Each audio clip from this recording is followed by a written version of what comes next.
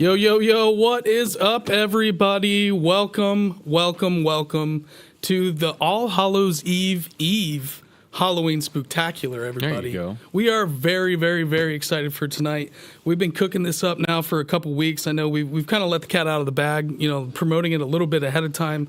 So we are very, very, very excited. We got a giant announcement, but before that, I'm your host, Mikey, and of course, as always, the bro host, Bub, and tonight, we have Stoner and Disbro in master control. What's up, fellas? Everybody's feeling good in the chat. What's happening? Who we all got in there tonight? You guys are rocking and rolling. And you can always find us on Instagram, TikTok, Twitter, at The Strange Road, the Facebook group Strange Road Hitchhikers, and YouTube. These live streams are always ad-free. Support the show with super stickers and super chats. Those guys are active right now. And also sharing these episodes. Hitting like, subscribe, all those buttons, anything you can hit it. And we really, really appreciate that. And it does help us out. If you're listening on Apple, Spotify, now YouTube Music, so Google Podcasts are going away. So if you are listening on Google Podcasts, I guess all that's being integrated into YouTube Music now. So there's a heads up for you guys. And share the episode and give us a 5-star rating if you love the show. We love positive comments. Heck, we'll take just about any comment right now. Yeah. And guys, giant announcement for you all tonight. A lot of you have been patiently waiting, and we really, really, really do appreciate that. And I just want to let everybody know that we are launching the Strange Road merch portal right this second. Well, look at that. Right this second, guys. Right there it is. So Kyle's got it up. Stoner's got it up for us. That is active in the description of this video. We're going to be pushing it out a couple different social media posts tomorrow, but this is an exclusive drop for all of you guys that are always supporting us in our live streams and premieres. Hit us up if you need anything or have any questions. We will absolutely, do the best we can, but we've done our due diligence and research and got a bunch of proofs made and found out which shirts and companies work the best. So we hope like hell that you guys enjoy this. Like I said, it's just been one of those things where we had to get it right. And all of you out there you go. Strange Road merch portal. So done. Finally there. Yeah. Pretty stoked about that. Yeah. Yeah. Yes. I know you have been. Yes. If you build it, they will come, right? Field of Dreams. Like people are like, hey, can I get a shirt? Can I get this? It's like, no, we can't. Yep. It's a lot of work. Takes a little time to get things set up. You and Kyle knocked it out of the park. I was just there trying to be let's get this done, guys. Yeah, we got a couple different T-shirt options. We've got the full logo that's large. We have the pocket logo, and then on the back of that, it's got Hitchhiker on the back. Yep. And then we have kind of our monochrome Alpha Strange Road white logo on the T-shirt colors are dope, guys. I mean, you can get. I mean, there's like some of these lines are 15 different colors that you can get. Yeah. And then we also have the tie-dye special edition tie-dye with the Strange Road text logo and all of the stars, the moon, the shooting star. And then if you scroll down just a hair, we do have the hoodie that some of you may have seen Bub wear. Yeah, I've rocked that before. Bub's rocked the orange hoodie, which is one of the we really, really love. So, super comfy. Yep, absolutely. And then we got a couple things. We've got the Strange Road koozies and the coffee mugs. Yep. And the coffee mugs for you. And that's got our little buddy, the Adina Man, on the back side of that coffee mug. So check those out, guys. Share it with your friends. Get that link out there. And just keep an eye out, too, because we're going to keep working on that as well. Yeah, we've got some things cooking with some artists and designers here in town that we'd love to collaborate with to help us keep dialing in that merch portal and offering, more and more cool stuff. So, I think we're ready to go. Game on. You know what I mean? Let's bring in our guests for tonight. That's what we're here for. Guys, please welcome author, field investigator, YouTuber, podcaster, and the Strange Road champ, and host of DA Ex Machina podcast. D.A. Roberts, everybody. What's up, D.A.? What's up? Hey, guys. What's going on? There he is. Dude, we're doing great. We are so happy you decided to help us out and do this. You know, who better to call than DA for this episode tonight? DA's kind of been you've kind of been like the light in the dark for us.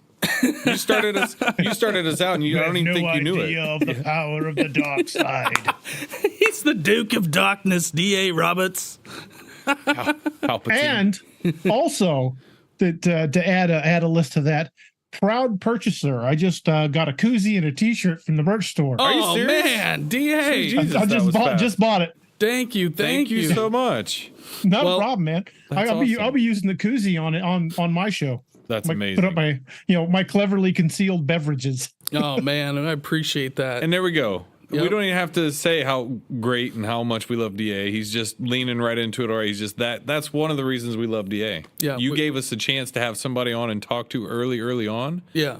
And it's just great to have continued that friendship and conversation over this entire year. And Yep. it's just cool. It's been almost really a year since we've had DA was episode 7. And this is episode 43. Yeah. And honestly, all your mods, the people that tune into your show and how much love and support they've shown us and Robbie and your whole team, all you people, anybody that's here from DAX Machina podcast, welcome. We love all of you guys.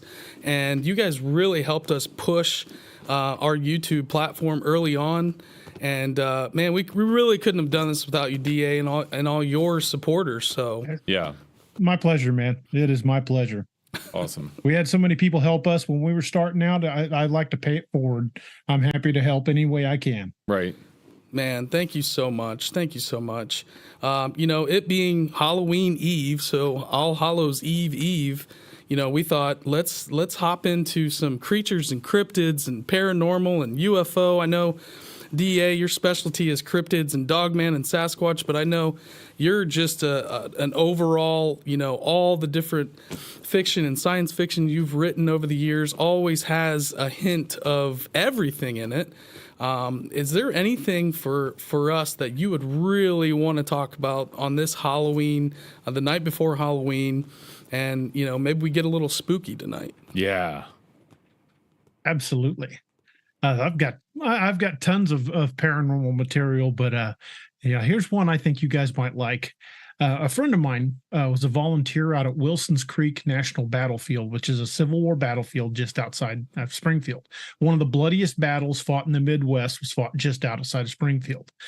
He was one of the guys that went around to secure the gate when the park was closed for the night. Park's empty. He's the only one there. He's got his son with him.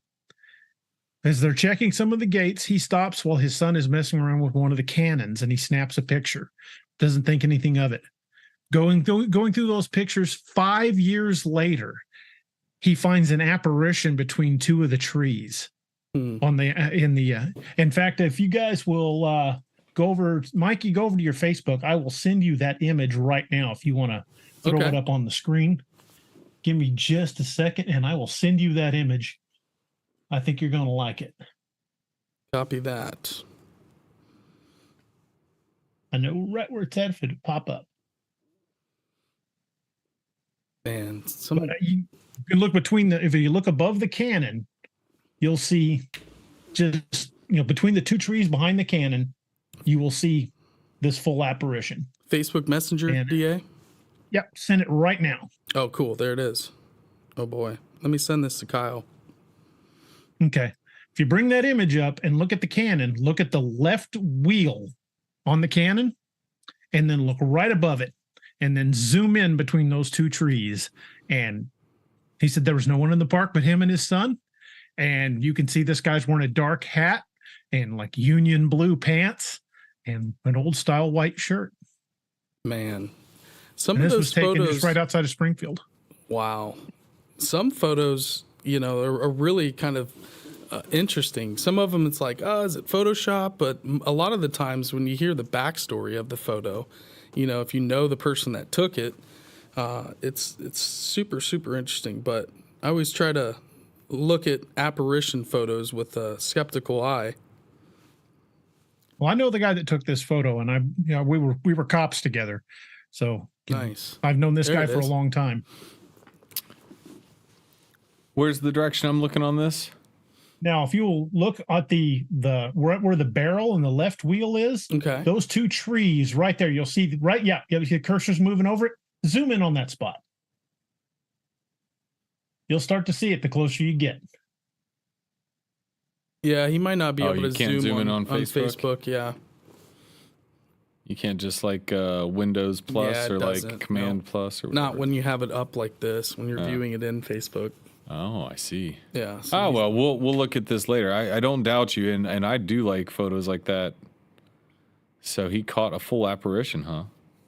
Yeah, it's just above where his cursor's at. Oh, it's going to save the image. Yep. Yeah, bring that up and zoom right in on that exact spot. Bear with us here, folks. We're looking at a Civil War era cannon. Is that correct? That was from 1863, Oh, I believe. what? Right there. See it? Yeah. That's wild. There was no one in the park but him and his son. Not supposed to be there, I'm going to say. That looks that's like interesting as hell. Full, I mean, it's not see-through, I guess is what I'm saying. It's like got substance. No, it's definitely opaque. Wild. Yeah. That's interesting, DA. interesting. That's really interesting. There were no reenactors in the park that day. The park was closed, and he was just verifying there was no one in the park after he had already secured the gates. Wow. I mean, that's creepy. So this cannon, we're looking over like the barrel of the cannon and looking from the. If you're facing the cannon, right, you'd be off to the right-hand side of it. It's like from the viewer's right, so left of the cannon. And then over that wheel, you see someone. It looks like they're wearing. It almost looks like they're wearing one of those jackets or like those. Yeah. You know. You can see the blue hat or you see the brim of the hat. Even it looks like he's wearing a. Yeah, it's one of those slouch style hats. Yep. Wow. Yep. I mean, it's interesting. That's very strange. Reminds me of the Solway Firth, Solway Firth man, where they were like, there was nobody else there, and they definitely have a picture of somebody in the background. Not an apparition on the paranormal sense, I don't think, but this, yeah. I mean, that's quite a long history, though, too, of like battlefield or eras like that still have a lot of like charged energy to them, or I guess imprinted energy on them.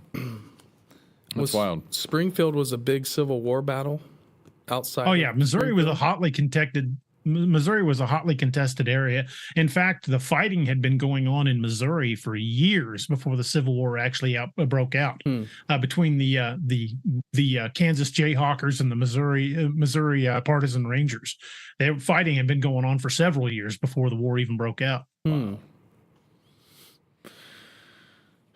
A lot of history. I mean, Missouri was it a territory at that point? It was a border state. Yeah, it was a border state. So was Missouri, I think, was a state before Ohio even. Because wasn't the archway to the west in some of those states? You're not going to get a good answer out of me on that. Settled before a lot of the states in the east. Yeah, I'd have to Siri that. That's the gateway. Well, Missouri's been a state since 1821. Okay, so they'd been around for 30 years as a state before the Civil War even broke out. Right. I think Ohio was 1803. 40 years. Our bicentennial was in 03. Wow. It's been a minute. I love it.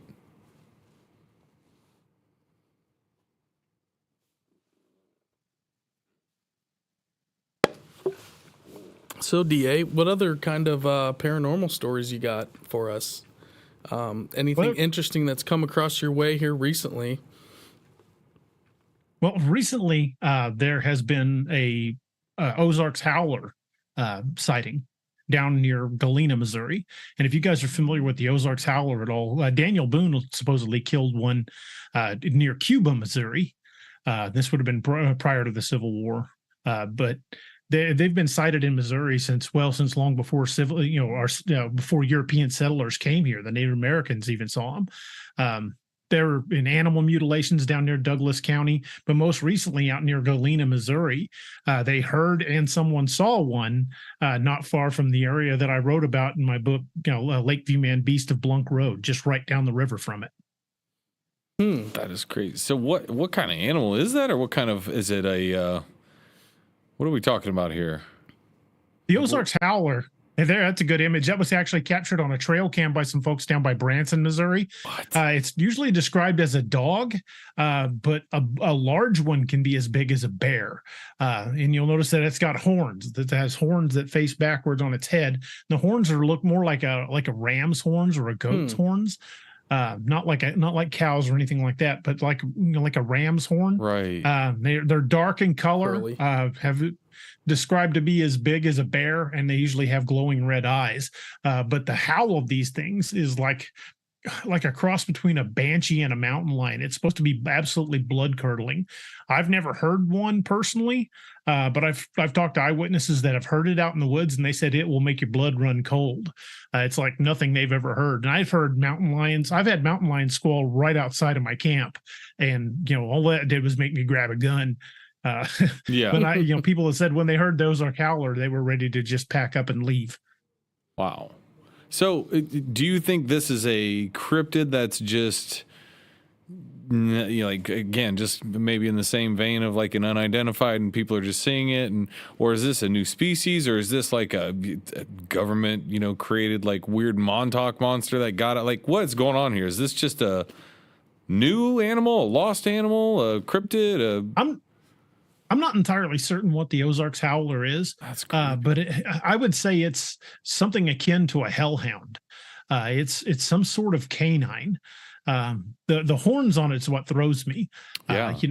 Again, Daniel Boone reported killing one. They've been reported as attacking livestock throughout Missouri. Daniel Boone killed one? That one looks like Daniel a young Boone one. killed one, had it stuffed and in his collection when he passed away. What? When he passed away, most of his collection went to the Smithsonian, so we don't know whatever happened to it. Of course. Can we just get a big graphic every time that happens where there's just a banner that goes across the screen like, thank you, Smithsonian? Yeah.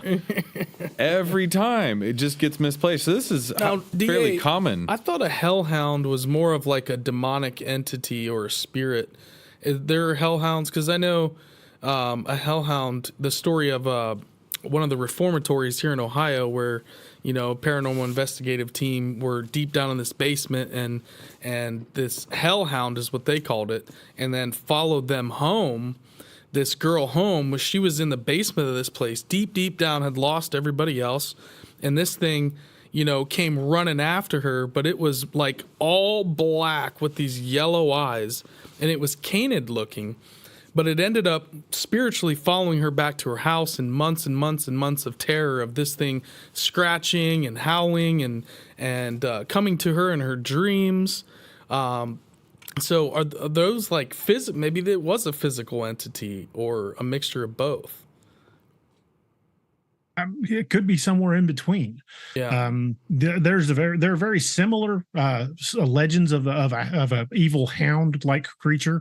There's the Black Shook from England that attacked a church during the Middle Ages, and the church still stands today, and there are still deep claw marks in the door of the church. Wow. It can still be seen today. Then there's the Native American legend of the Shunka-Warakan, which is a giant hound that would come into camp and kill dogs and sometimes people. So there's lots of different examples of these these monster hounds. So it's possible they could be of some spiritual nature. But hellhounds have been reported for a very long time. And are those to be confused with the Dogman or hellhounds and the Ozark Howler? Are these just kind of something separate from Dogman and I guess other kind of canid? I think they're entirely separate. Because there are no reports of the Ozark Howler or of a hellhound getting up on its hind legs. The differentiation primarily with the Dogman is that it will move bipedally. Because that photo we saw, that looked like a real animal to me. Yeah, and it had antlers. It kind of looks like pronghorn antlers, or like a goat.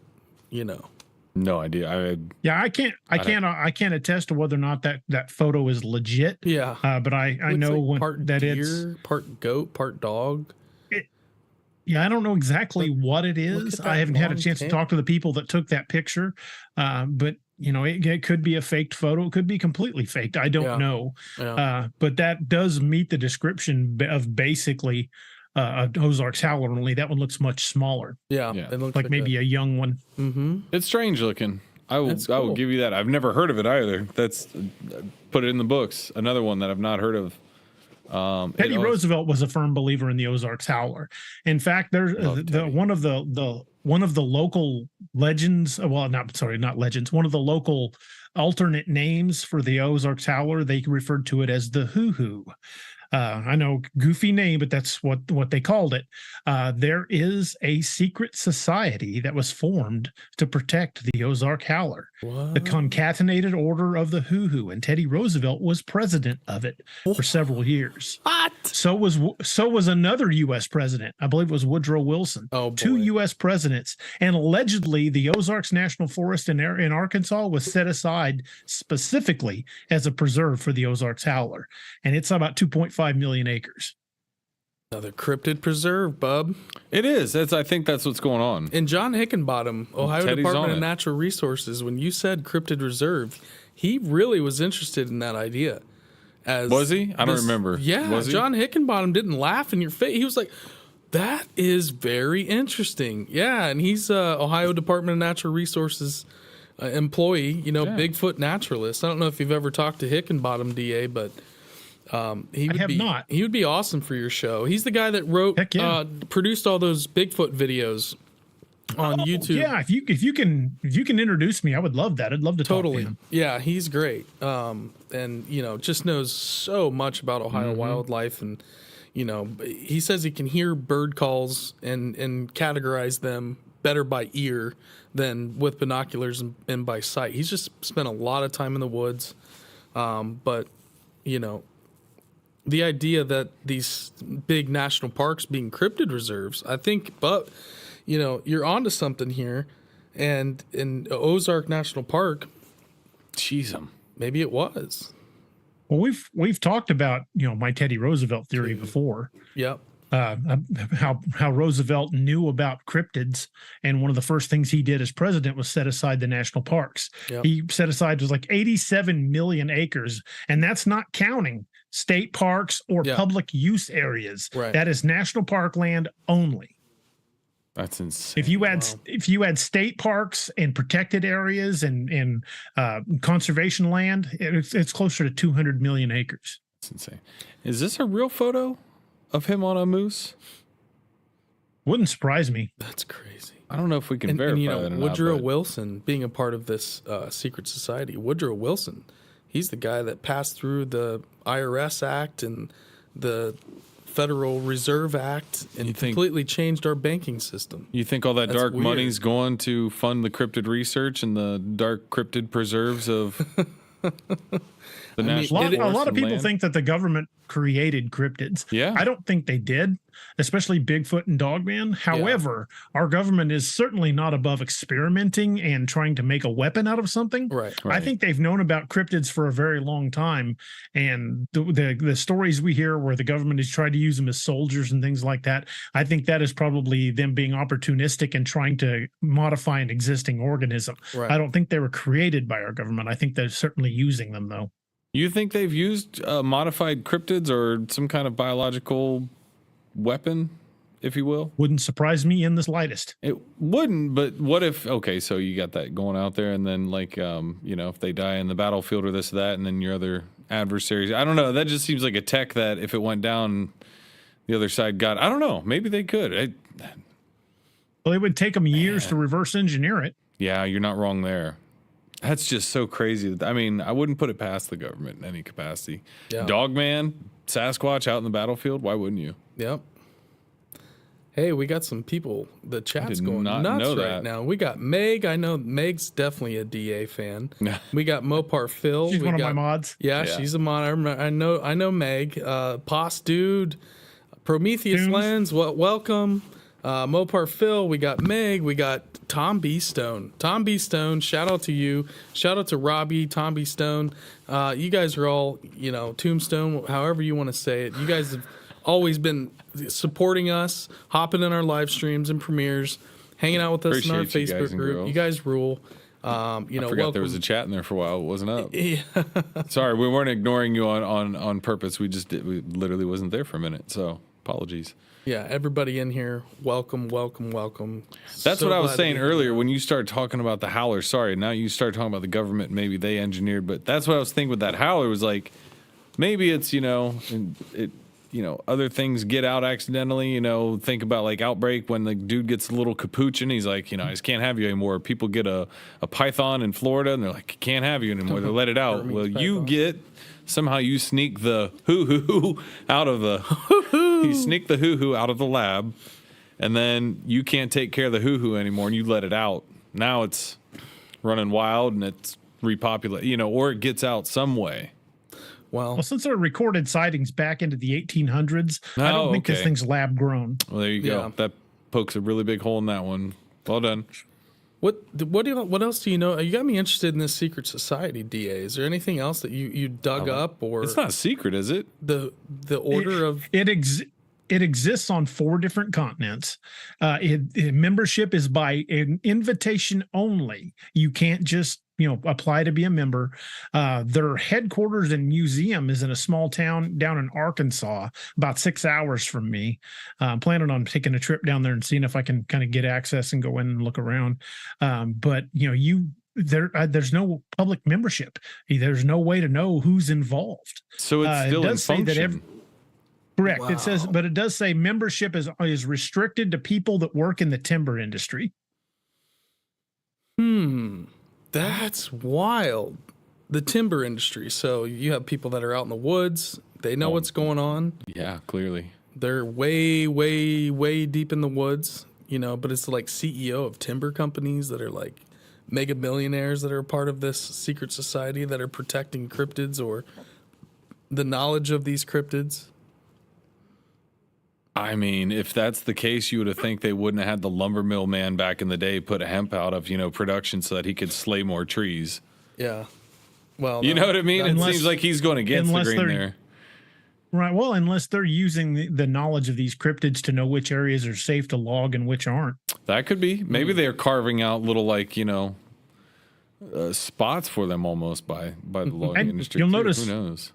You'll notice that and the way it's at least done now is when logging companies go in, they'll clear cut a small area and leave the areas around it untouched, and then they replant and move on.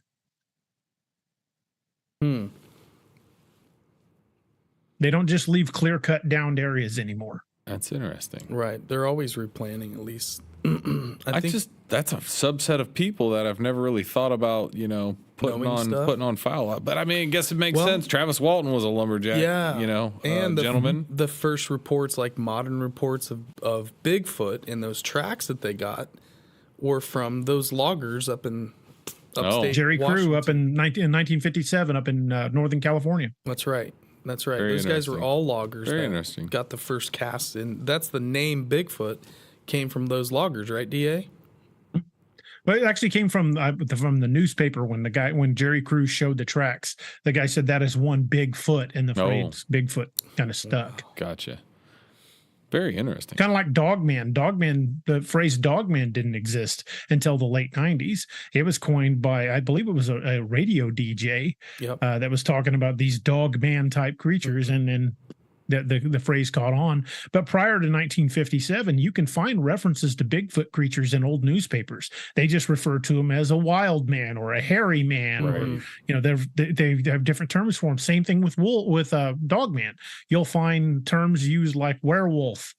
Because that's pretty much all we had it to compare it to, or Wolfman, or upright canine. You'll see that as well. So there are if you look back at some of these old archives and newspapers, you can find references to these things. They're just not under the names we recognize. Right. Wow. Yeah, I know the wild man was always a big one. Yeah. In that vein, DA, what is the latest Dogman moves or news that you've had come across your desk? Has there been anything? Well, happening? there's always something bizarre going on in the Dogman world. The these things are seen all across the country. They've been seen in Australia. They've been seen across Europe and into Asia. Pretty much every continent, I think, but Antarctica has had sightings.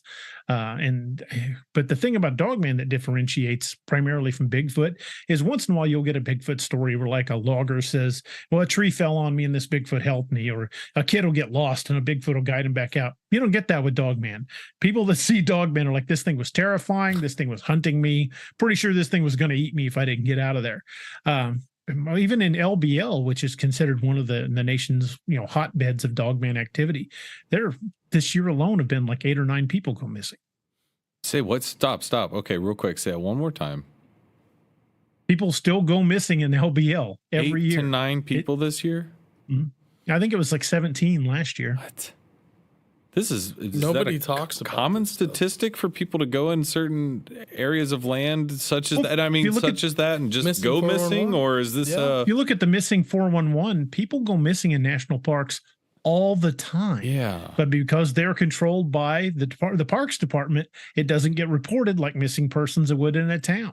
But some of these missing 411 cases are starting to appear. These same criteria, these going missing under very bizarre circumstances, are happening in towns now. Yeah. Have you ever talked to anybody? Mopar Phil, the LBL is the land between the lakes. Yeah, Missouri land between the Kentucky. lakes. Yep. Have you ever spoken with anyone or heard any kind of interview or search efforts, or people that obviously, if somebody goes missing, there's a family member or a loved one or someone that's we go looking for them. We do searches, what have you. Have you ever heard of anybody go, yep, they just not sure what happened, or any suspicions of what occurred, or where these people that go missing every year in LBL, what they attribute that to? Well, there were, a lot of times they'll get attributed to, and my personal favorite is wild dog attacks. There just aren't bands of savage dogs running around the countryside. Right. There was a kid in Tennessee. They found him. He disappeared out of his yard. Kid was 13 years old. They found him dragged halfway up a hillside, and we're not talking a small incline, like 45 degrees. They found him dragged halfway up a hillside and partially consumed. They said it was a pack of dogs, but I've never heard of a pack of dogs dragging a heavy kid up a mountainside to eat him. That dogs will eat pretty. You've all fed a dog. Right. Dogs eat where you feed them. Yeah. If a dog killed somebody, they would have ate him right there. Mm-hmm. This kid was carried up there, I guarantee you. Then there were 2 deaths in Cook County, Tennessee, both under mysterious circumstances that they claimed were dog attacks. Hell, right here in Missouri last year, that Amazon driver was killed and said it was attacked by dogs. But the thing is what we're finding in this trend is they'll announce that dogs did it. Law enforcement or somebody will say this was dogs. They never release the necropsy on the dogs if they find the dogs at all, and then they leave the case open even after they said it was dogs. This is case closed. This was dogs, but they keep the case open. You know why? Because open cases are not subject to Freedom of Information Act requests. Interesting. That's right. Oh, that's a good point. My. So if you close it, then somebody can all ask the for details, the report, including the details. autopsy, can be genius. including the autopsy can be released. So this is like, if they don't close it, yeah, you can't have to ask for the files. it's like the cellar boxing of the information files, the Wall Street equivalent of never closing out these stocks, and you have zombie stocks that you can use for years. You can never close these cases, and no one can actually access them and get the information. That's incredible. I've never heard of that. How is that legal? Well, it really varies by department, on how long they can keep these cases open. But in most cases, especially involving death, these cases can be kept open indefinitely as long as it's considered a cold case. Yeah, that's interesting. But in order for it to be a cold case, they can't have a culprit. And if they've already said it's dogs killed this guy, why is it still open? That was going to be my question. Right. And then I thought maybe, can they not Yeah. attribute a dog as being the quote unquote culprit because we're looking at more a human to human interaction of missing nature, and they go, well, maybe it's dogs. We'll give it a natural element that perhaps, this is the way it went, but they don't consider that a full on I don't know. That doesn't make sense because I'm with you. If you say it was dogs or coyotes or whatever, then they ate that person. That seems case closed. Exactly. Yeah. Then just release your findings that this was an attack consistent with canine attack or a dog attack. But much like the animal attacks out in Meeker, Colorado, some of those animals were killed. Some of the cows were just killed because they could.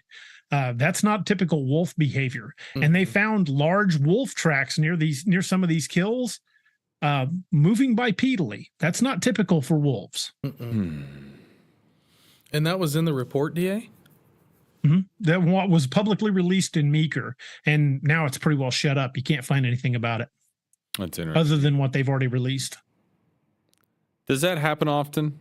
Is it kind of like the Roswell phenomena, or, just any kind of, somebody reports on something or goes on record or, kind of gives it a little bit of wind and then it quickly is like, wait, this didn't happen. Dude, quiet down about that, Bill. A lot of times these stories get suppressed pretty fast. Like in the case of the two people that were killed in Crook County, Tennessee, one of them was a woman. I think her first name was Amber. I can't remember her last name. But the official report said she was missing 40% of her tissue. You can't tell me a dog did that. Ooh. Not in the short amount of time, because this happened in town. You can't tell me dogs consumed 40% of her tissue without anybody noticing. That's a big pack, or that's a lot of dogs. But I kind of agree with DA on that. I don't really know, especially here in the U.S., do we really have wild roaming packs of dogs? You know what I mean? I think it is. I have seen wild dogs. Yeah, but for the most part, if you try to get close to them, they'll scatter. I've never had a group of wild dogs come after me. Yeah. I'm not saying it doesn't happen. I'm not saying that it is impossible. I'm just saying generally when you get a bunch of stray dogs, they'll go after farm animals. They'll go after pets. But a big animal that's going to hurt them, probably not. Yeah, they kind of know how to play their cards and keep themselves safe because they are a wild dog. They're going to do things a little bit differently, have that natural instinct. Right. That's interesting. And obviously, walking on their hind legs with ginormous paws, as the size of wolves. It's not your average, alley dog or casual street dog. That's interesting. Really wild. I'm hoping that I never, end up, encountering anything in the LBL or a dogman of that nature. I don't think I can handle it. I don't think I could. Well, when I had my sighting in LBL, it was kind of a paradigm shifting moment. When I saw it, I was in utter shock. I mean, I had my cell phone in my hand. I was wanting to film something, and it wasn't until it was long gone that I even thought about my phone.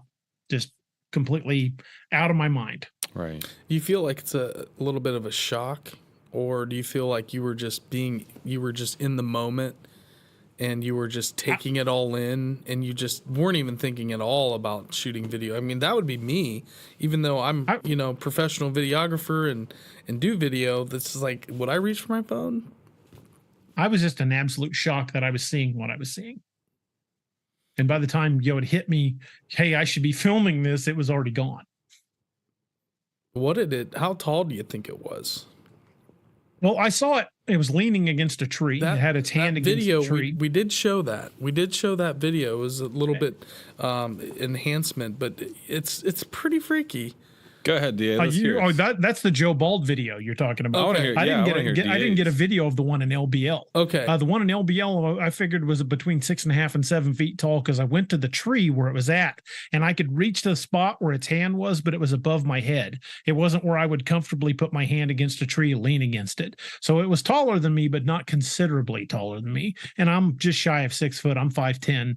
So I estimated it was between 6.5 and 7 feet tall. And it wasn't massively built. It was built definitely like a canine. It was I was on 2 legs, had the digitigrade feet, like the hawked legs like a dog, and it had hands. The head was shaped more or less like a wolf, but the snout was more like like a Rottweiler or a Mastiff. It was wider and blunter. It didn't come to like a point like a wolf or a German Shepherd. And the jaws were very powerful. It was completely black, and once it realized I was looking around at it, it turned and it was gone. And it covered some distance pretty fast. But the weird part was it didn't just like run in a straight line real fast. It kind of did this side to side bound, like bound to the right, bound to the left, bound to the right, and then went down a ravine. And I could hear it like bulldozing its way through the trees down toward the lake. But it was, there's no way I was catching it.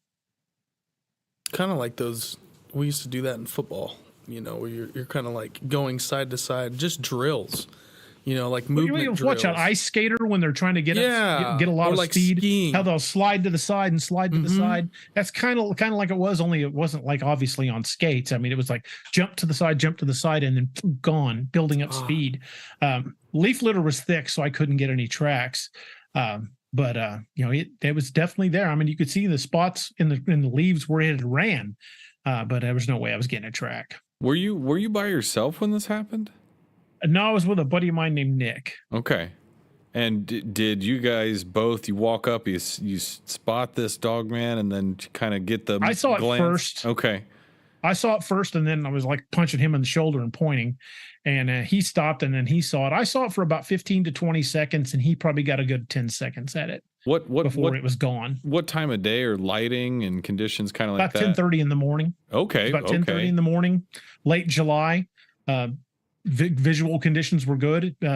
It was in the shadows underneath the trees, but there was still plenty of light to see by. Right. No, I just to establish, like, I always need to put myself in your reference and your, what we're looking through the lens of, your eyes and what that looks like. Is it at nighttime? Is it a shadowy shaped figure? Is it, how hard is it to kind of really pick up on what you're seeing? And also having someone else there with you. But what a wild experience, man. I think my jaw would just be on the floor the entire time of like, what? Yeah, I was pretty freaked out. Yeah. And like you're saying, even you have your phone on, you have a camera available. You're not taking a picture. You're just kind of short-circuited. Right. I was barely speaking English, let alone operating a phone.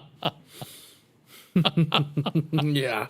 I think I've had about a couple all I could moments. do was hit him in the shoulder and point. Yeah. Yeah. I've had a couple of moments like that. Not on the same scale, but one, if a deer jumps out in front of somebody's car and you're trying to tell them about it, and it's almost like a tone. It's not even words. It's like, you just want to get the words out so quick that they don't hear it. But I completely understand that kind of, like I said, that short circuit. That's so wild. Did you think for any instance in that encounter, was there any moment where you thought, oh my gosh, if this thing turns and comes at us in any kind of way, we're two guys against this, dog man? We were in a vehicle. Oh, you're in the car. So we would have just, punched it and took off if it had come after us. But the weird thing was I know a lot of people say that they felt like they were being hunted. I just don't think this thing realized we saw it. And it was more of an oh shit moment on its part than it really was on ours. Yeah. And it turned and took off. And of course, like an idiot, I jumped out and took off. Heading out into the woods, and I could hear it, like bulldozing through the trees down to the ravine, down that ravine toward the lake. I'm like, yeah, I'm not armed, and I'm probably not even gonna try to catch this thing. So probably, discretion being the better part of valor, I might want to back the hell out of here. Yeah. So I went back over to the tree where it was at. Then we ended up leaving a few minutes later, but it was pretty intense. Yeah.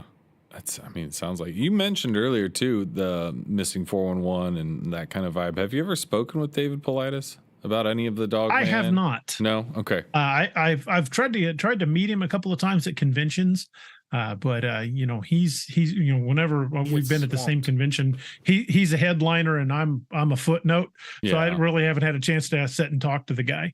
I would like to talk to him and introduce myself, let him know I'm a retired cop as well, and maybe him and I could chat. But yeah, I've never had the opportunity. I think that would be such an interesting conversation again, because of your previous law enforcement history as well, and approach and That'd be a big episode. Oh my gosh, I think that would be fantastic. That would be so cool to witness. So don't stop on that. Keep working on that. We'll try to help out if we ever run into them. We're going to send them your way.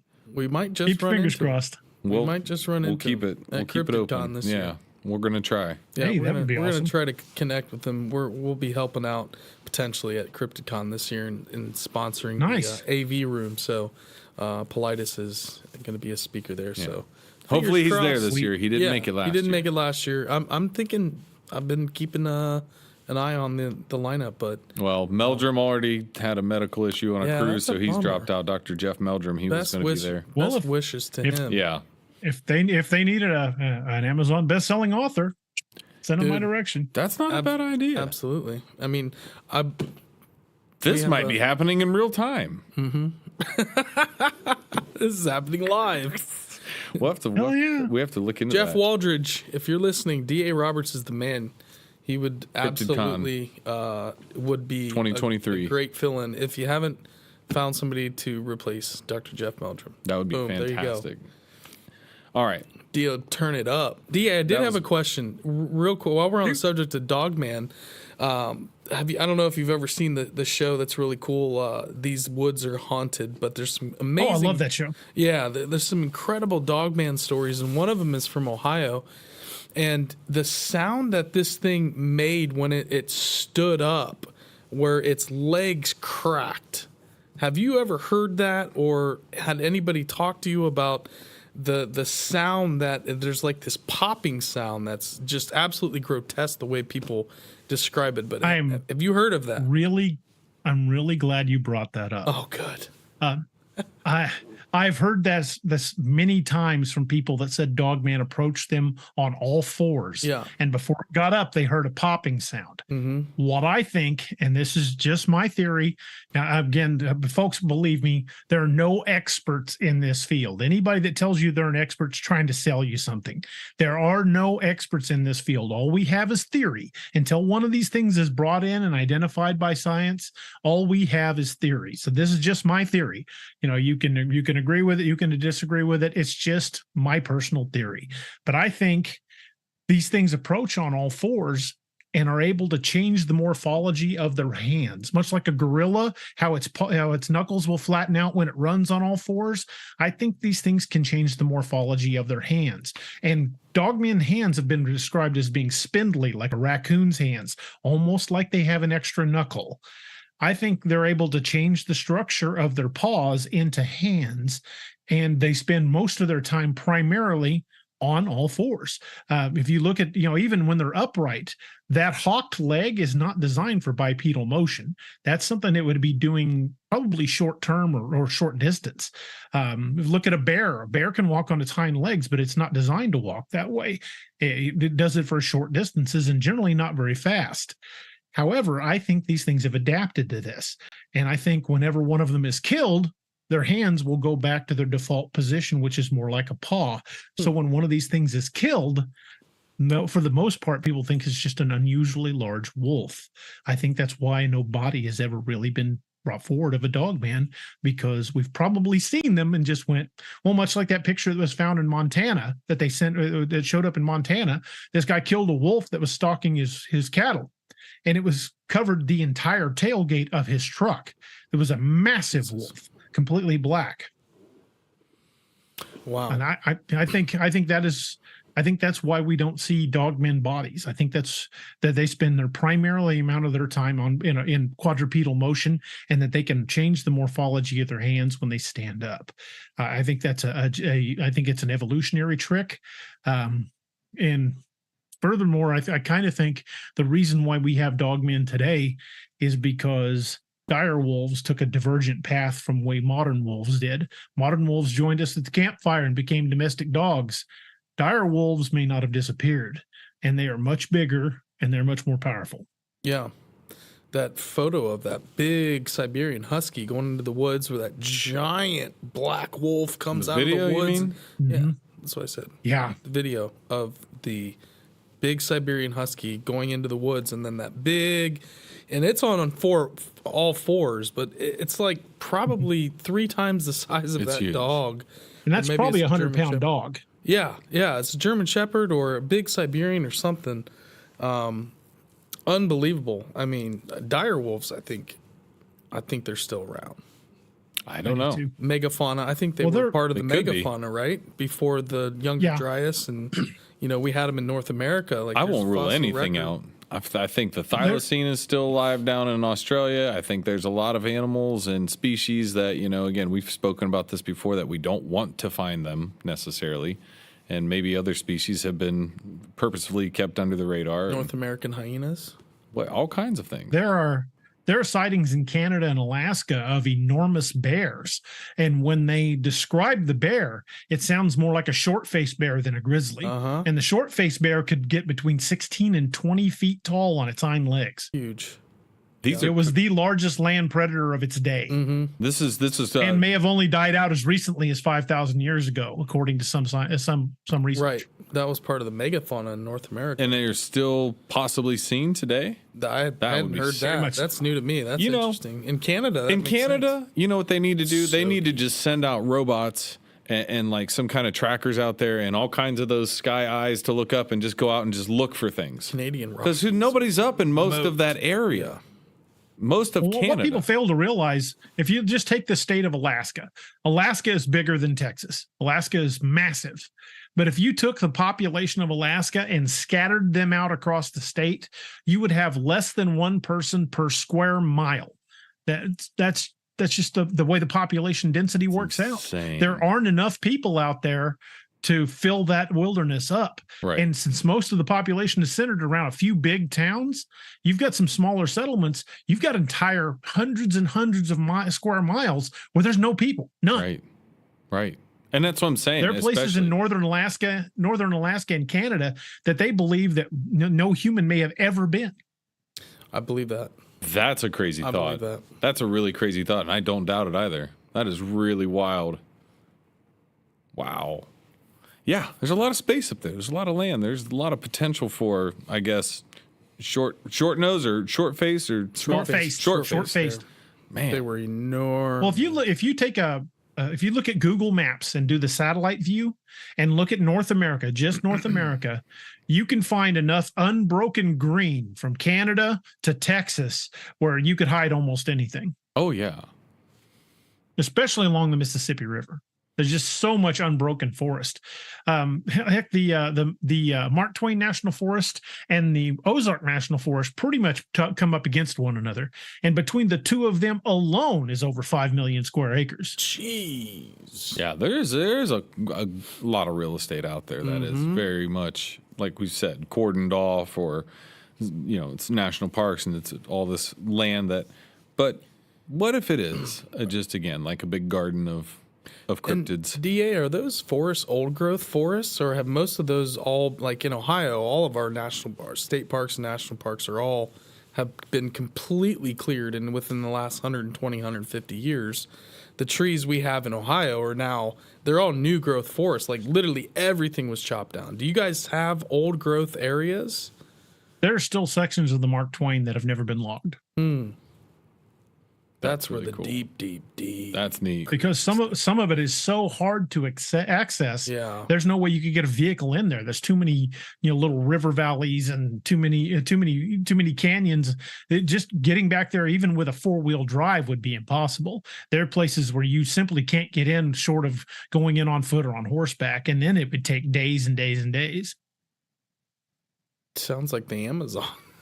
Like impenetrable Yeah, forest. yeah, absolutely. I mean, God knows what's out there. You could have, you could have such diverse in big giant creatures that nobody's ever going to run into. You guys are familiar with the Bigfoot call referred to as the Ohio Howl, correct? Yes. I had a friend call me from his deer camp in the Mark Twain, and he said, "Hey, you know more about this crap than I do.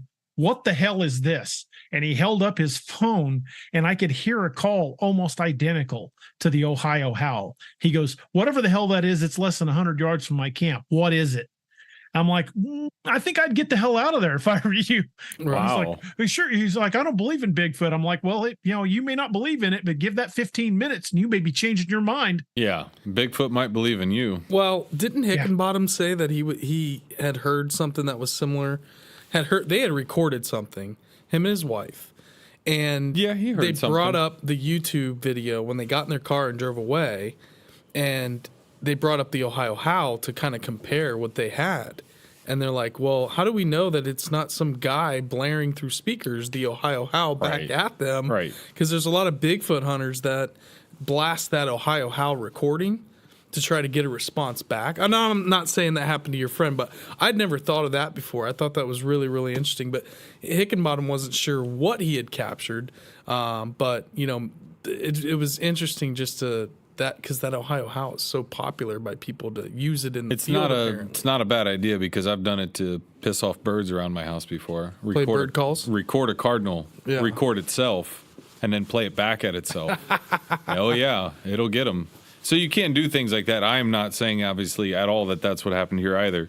It's just with the anecdote from another guest saying, their experience was it was it a recording that somebody was trying to invoke, Yeah, to get a response in a certain way? Yeah. Who's sure, wasn't sure, but Well, playing that near a camp full of armed deer hunters, probably not the best thing to do. Right. If you want to get shot, that's a real good way to do it. And that's what he was That's kind of what he said too. there's a lot of, Because it was during deer season. yeah, but there's a few less than bright bulbs out there, DA. I think you'd be surprised. Good point. There was a video that was floating around for a while of some guys that played the Ohio Howl over loudspeakers along the Mogollon Rim in Arizona.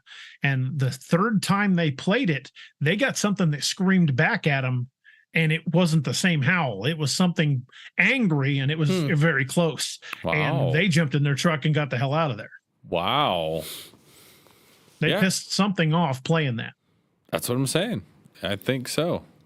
Yeah, I mean those are kind of the worst stories that you hear of people that just really don't understand what they're getting into.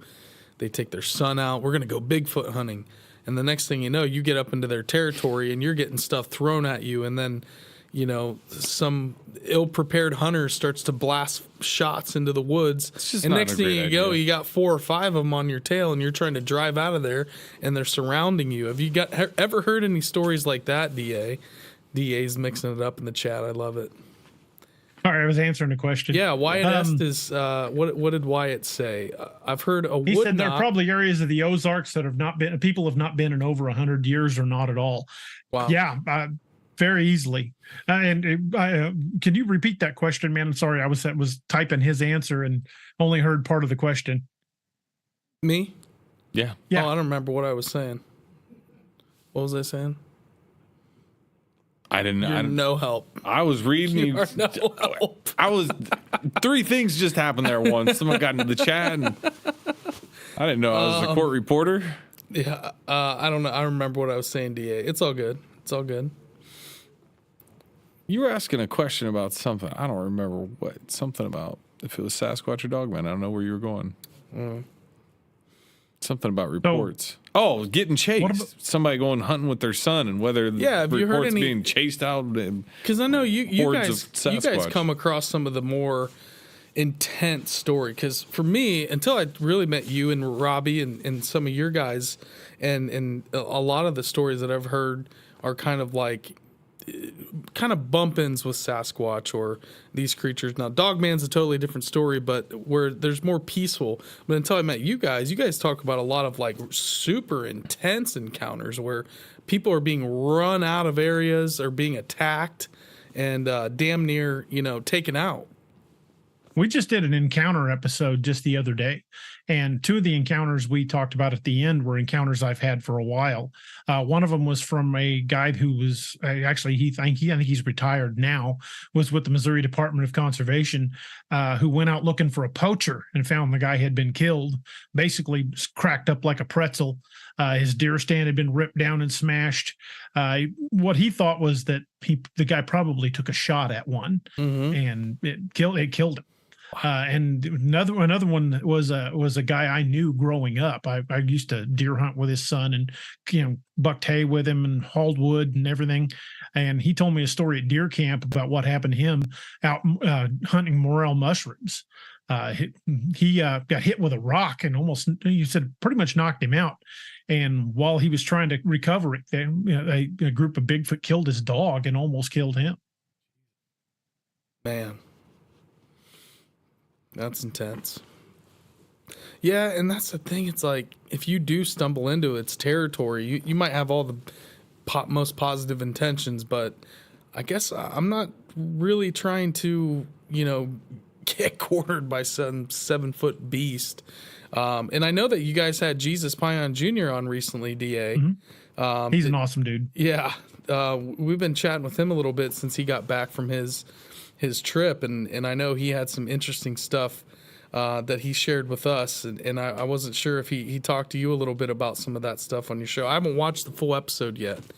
I made it about halfway through your Jesus episode. He's got some interesting stuff going on down in New Mexico. He lives down in Alamogordo, New Mexico, not far from White Sands. And recently in White Sands they found footprints, bare hominid footprints in the sandstone that are kind of setting what we know of the population of North America on its ear, because these things predate what they believed modern man existed on the North American continent. Right. Blows away Clovis. Thousands of years old. Yeah. Mm-hmm. It's like 23,000 years old, and Clovis is like supposed to be like 8,000 or 9,000. Just destroys it. Right. No. I think what we're going to discover is not only have these things been around a lot longer than we realize, that we've evolved beside them. Like, for example, the uncanny valley theory. You guys are familiar with that? Mm-hmm. Yeah, you enlightened us on the uncanny valley. I think on maybe it was your episode. They they did a scientific study checking all across the planet from people from all walks of life and different cultures, and discovered that psychologically we are all basically pre-programmed to be afraid of something that looks almost like us in the dark. And I think that means at some point in our past, probably about the time we were developing fire, something that looked a lot like a human used to hunt us, and probably did so fairly routinely. And, I think it was these creatures. I think, especially if you look at the book Them and Us by Danny Vendramini, which is a reimagination of what Neanderthal looked like. They, of course, the original, what we thought Neanderthal looked like was all because of the British museums in the 1800s, and they tried to make them look as humanoid as possible. However, Danny Vendramini commissioned a forensic reconstruction of a skull, and what they got is absolutely terrifying. It matches the description of what a lot of people describe when they talk about Sasquatch. Them and Us is it's about how it's a book's called Them and Us: How Neanderthal Predation Shaped Modern Man. Fantastic book. And when you look at the drawings that they've got, the construction they did of the skull, it looks like a lot of the descriptions of modern Bigfoot. Man. Rock Blades, what's up, DA? Meg, Tombstone, Wyatt, Mopar Phil, Necro, everybody, Nancy. Little shout out. And I know we had the Cryptid Hunters in here earlier. Yeah. Popping, talking. Welcome, one and all. Quite a crowd going. Yeah, awesome. We got the chat's on fire tonight, baby. Hey, Necro, thank you so much. We got a super chat. Cave systems are great hiding spots too. What would you do with a cryptid if you caught one? Send it to the Smithsonian for testing? DA? Absolutely not. Absolutely not. The Smithsonian a little just bit of a it troll disappear. happening there. The funny thing he brings up cave systems is some of the most recent articles written about the Mammoth Cave system. Yeah. They believe the Mammoth Cave system extends from Maine to southern New Mexico down to Carlsbad Caverns. Wow. And that would connect right through Missouri, through Arkansas. Missouri's a cave state. We have tons of caves in this state. And in some cases, we don't know how deep they go. Same thing with the Mammoth Cave systems. They believe they've explored less than 5% of the Mammoth Cave systems simply because they go too deep. If it would not surprise me that these things are using cave systems not only as places where they can hide during the day or stay away from humans when they want to, but also as highways. I mean, if these things will travel the length of the country, essentially, why not use them as highways to avoid being seen? It just makes a great deal of sense that these things would use caves. One of the theories that we've been talked about on our show is that the wood knock sound that people hear that they describe to Bigfoot may be for more than just them giving away a position above ground. We think, I'm not saying this in all cases, but we think some of the times when people are reporting wood knocks, they're actually making it with their tongue, that they make a mouth popping noise, and that can also be used for echolocation. Mm-hmm. We've got lots of cases where people, humans, have taught themselves to echolocate. There was a guy who was taught himself. He was blind. He was blind. He went blind. He wasn't born blind, but he went blind, and then he taught himself to ride a bicycle by using echolocation. That's crazy. That makes total sense. That's crazy. Yeah. So if we can teach ourselves to do it, yeah. Oh yeah, well yeah, for sure. And with our rudimentary senses too, not even having like the greater, heightened senses too.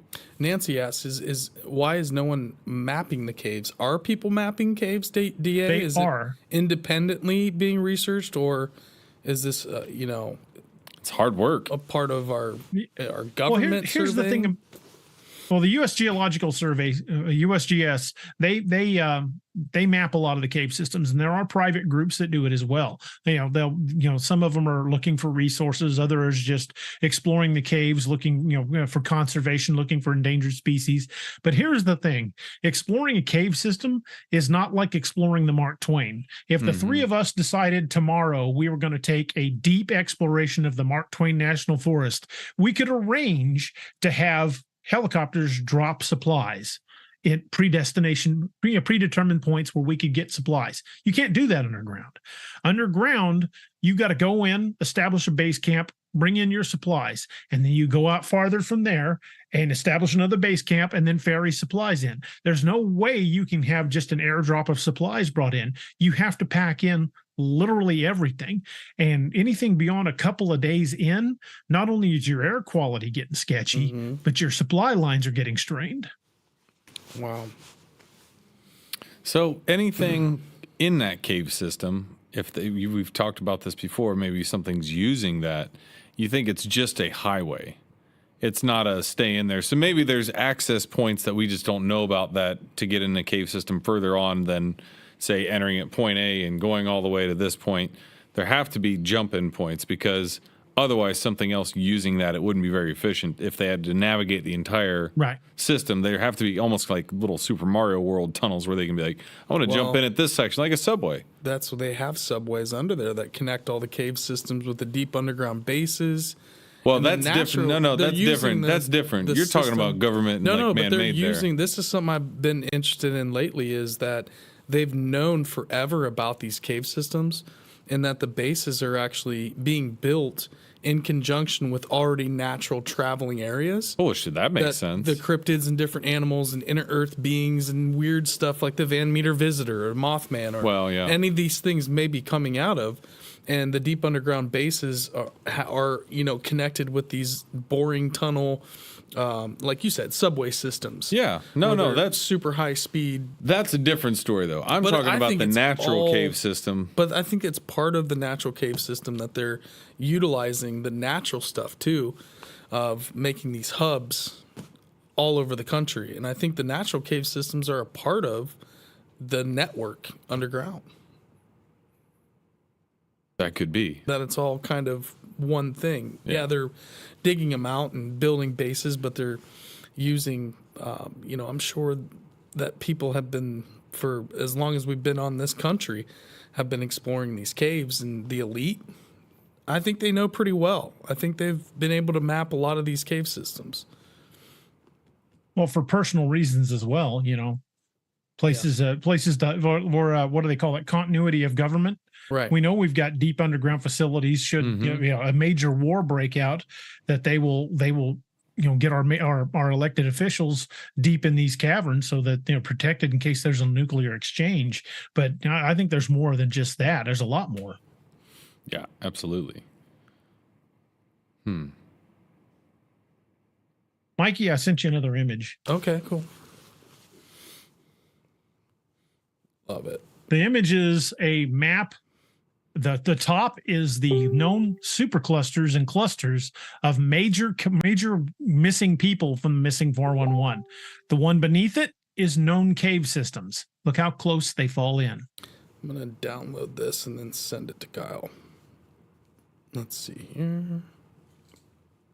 It looks like one of those images where people put the pins on the map of like places you visited. It's like everybody's visiting the cave systems. There it is. Up in the Finger Lakes. Yeah, there we go. I'll be right back, guys. I have to get the bathroom real quick. You'll notice these major missing cases fall almost identically on top of where these known cave systems are. Oh, yeah. It's just interesting, though, how thick and dense the cave systems are on the Midwest and the East Coast, and how dense the top map is on the West Coast. It doesn't look like there's nearly as heavy of a cave system out west. Is that just because it's not been mapped as well? I don't think it's part of it's because it hasn't been mapped, but a lot of it is all of the volcanoes out in that area, like Mount St. Helens. But then there's massive numbers of lava tubes from previous eruptions. So there's cave systems out there we're not even aware of. Okay, that's something you just brought up there. I've never even really thought of a lava tube. Explain that to me. Does that cool down after the lava shoots out of it and it leaves like a hollow tube after that, or is it? As lava starts to dry from an eruption, it dries from the outside in and it stays hot toward the center. Well, where it's still the hottest, it's still moving. It's still moving like water. And as that eruption stops and the outer layers have cooled, but the inside is still lava, that will actually run out and leave these long, extended miles and miles lava tubes, these empty tubes where the lava has cooled around it, but there was still a magma core. So they find these lava tubes all the time. That's so crazy. I especially just with the cave systems and we're very visual creatures. If we can't see it, we don't think of it. Out of sight, out of mind. I'm sure there are a lot of people that are very unaware of the amount of underground cave systems and the possibilities of what could be down there. And again, like Mike was saying earlier too, like, yes, our government has gone down there and carved out some massive underground tunnels and structures and places to store things, right? They're good areas to store things because of the temperature and humidity control. Just here in town, there's a place they call the Springfield Underground, which is miles of underground storage facilities. I used to work security down there years ago before I became a cop, and they're just massive warehouses.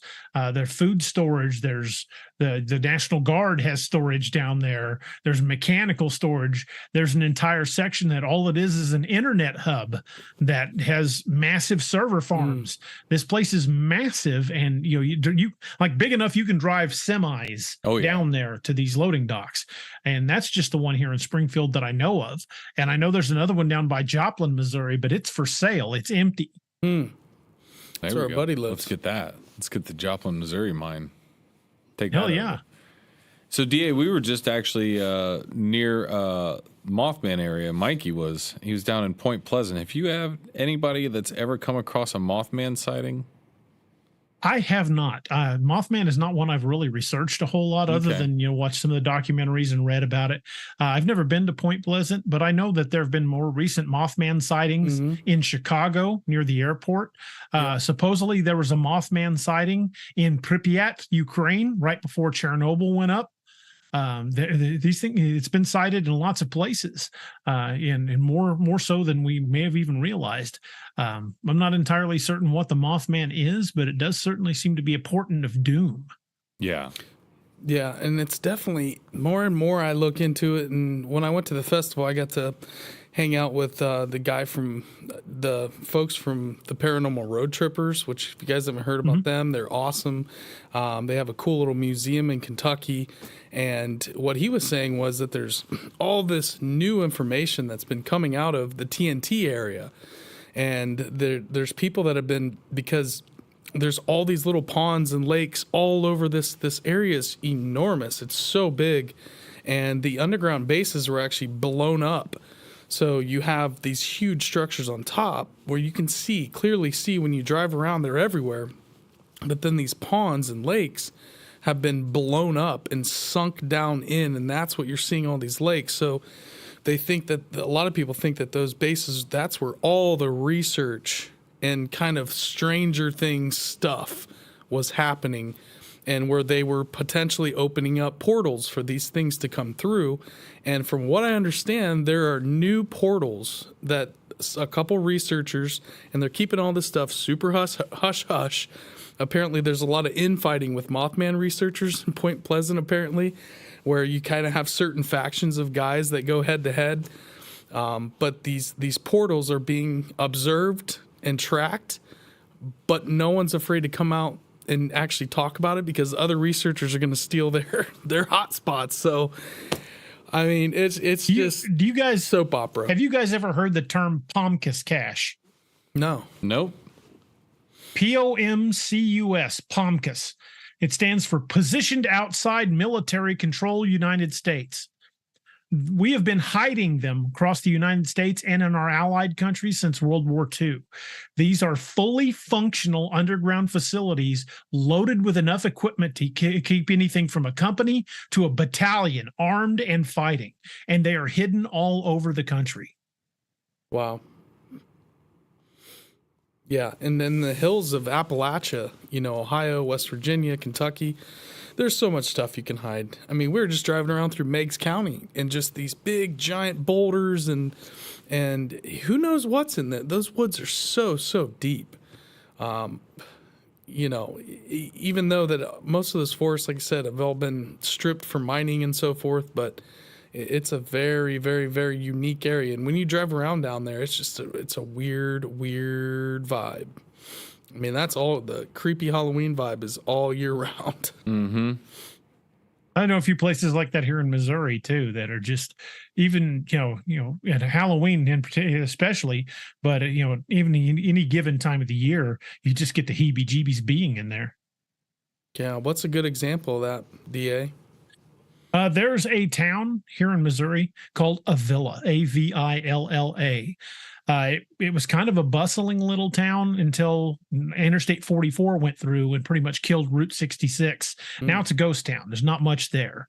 But there are people that have reported, seeing shadow figures walking in and around the buildings when they'd stop to take pictures of some of these old Route 66 landmarks. And there was a nasty battle fought just prior to the Civil War there between pro-Union and pro-Southern forces. A lot of people were killed right outside of that little town. And most recently, I've heard report of people claiming there's a skinwalker in the area, which would not surprise me. I've been trying to set up a time to where I can get down there and do some investigating because it's not far from here.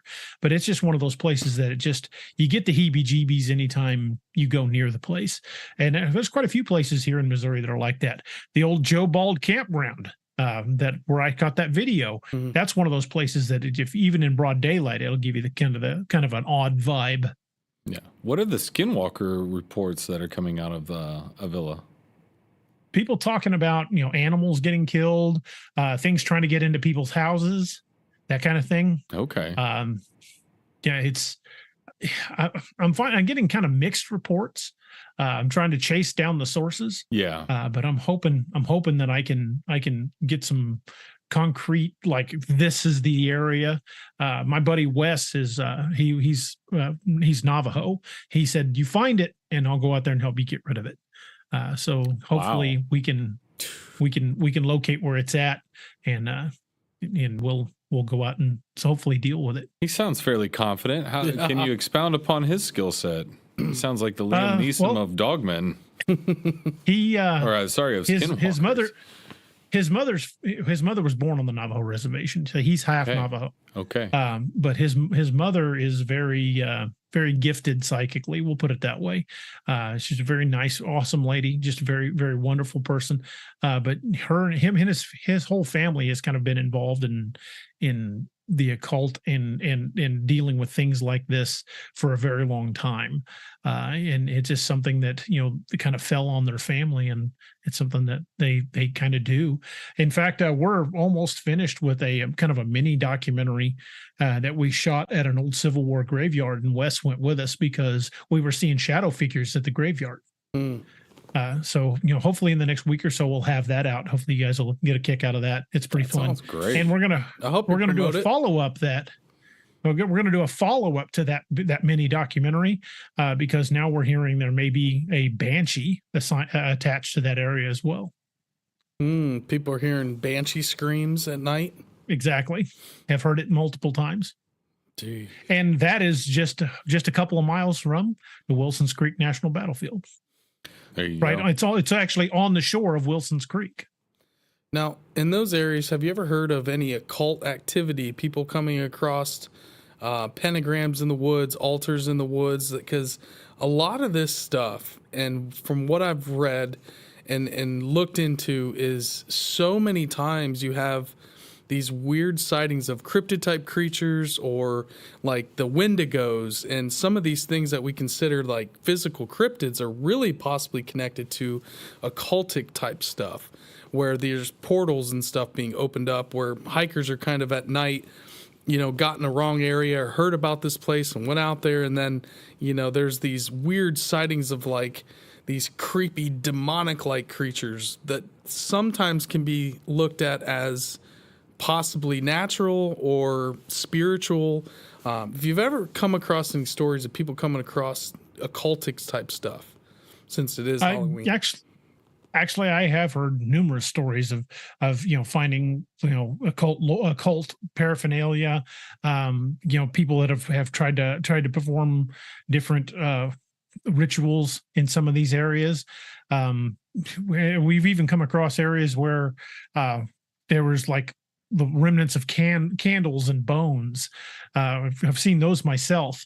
But when you mentioned the Wendigo, I don't think the Wendigo is a cryptid at all. I think it is supernatural in origin. Yeah. I think it is the personification of hunger. I think it is, like almost like I hate to use the word demon, but it's essentially what it is. Mm-hmm. It's the demon of hunger, of starvation. And it's generally brought upon people who've eaten human flesh. So which makes me think if there wasn't perhaps a Wendigo involved with the whole Donner Party incident. Say that again? With Donner Party? The Donner Party in Colorado. You're not familiar with the Donner Party? I don't know why I'm not. I can't remember exactly what year it was. It was in the 1800s. There was a party led by the Donner family that was going to try to make it through the Rocky Mountain Pass to get to Colorado. They left too late in the year and got caught in a snowstorm and wound up eating each other. And when they were rescued, there was about half of them left, and they had been eating on the ones that died.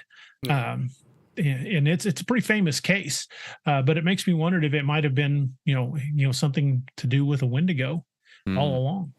Wow. God, the Donner Party. Because that was in Colorado, and I know there have been Wendigo sightings recently in Colorado. In fact, not too far north of where my friend Doc lives, there was a Girl Scout camp that was shut down because of Wendigo sightings. What? Okay, go into that a little bit. Do you have any detail on that other than just that? Or what we've been able to gather is there was a camp. It was a Girl Scout camp. They would go up in the summers and let the girls camp here. They at first started saying, "Hey, once it starts getting dark, we don't want you guys leaving your cabins. We don't want you leaving. We don't want you leaving the campsite. Stay in your cabin when it gets dark." And then things started coming into the camp. And after that, they shut the camp down. Doc says if I can get out to Colorado, he's going to take me up there. Of course, we're gonna go armed to the friggin' teeth, but I want to go up there and see if I can spot one. Nice. Jeez. I recently upgraded my arsenal, so I've got something now that'll knock something big down. Oh yeah.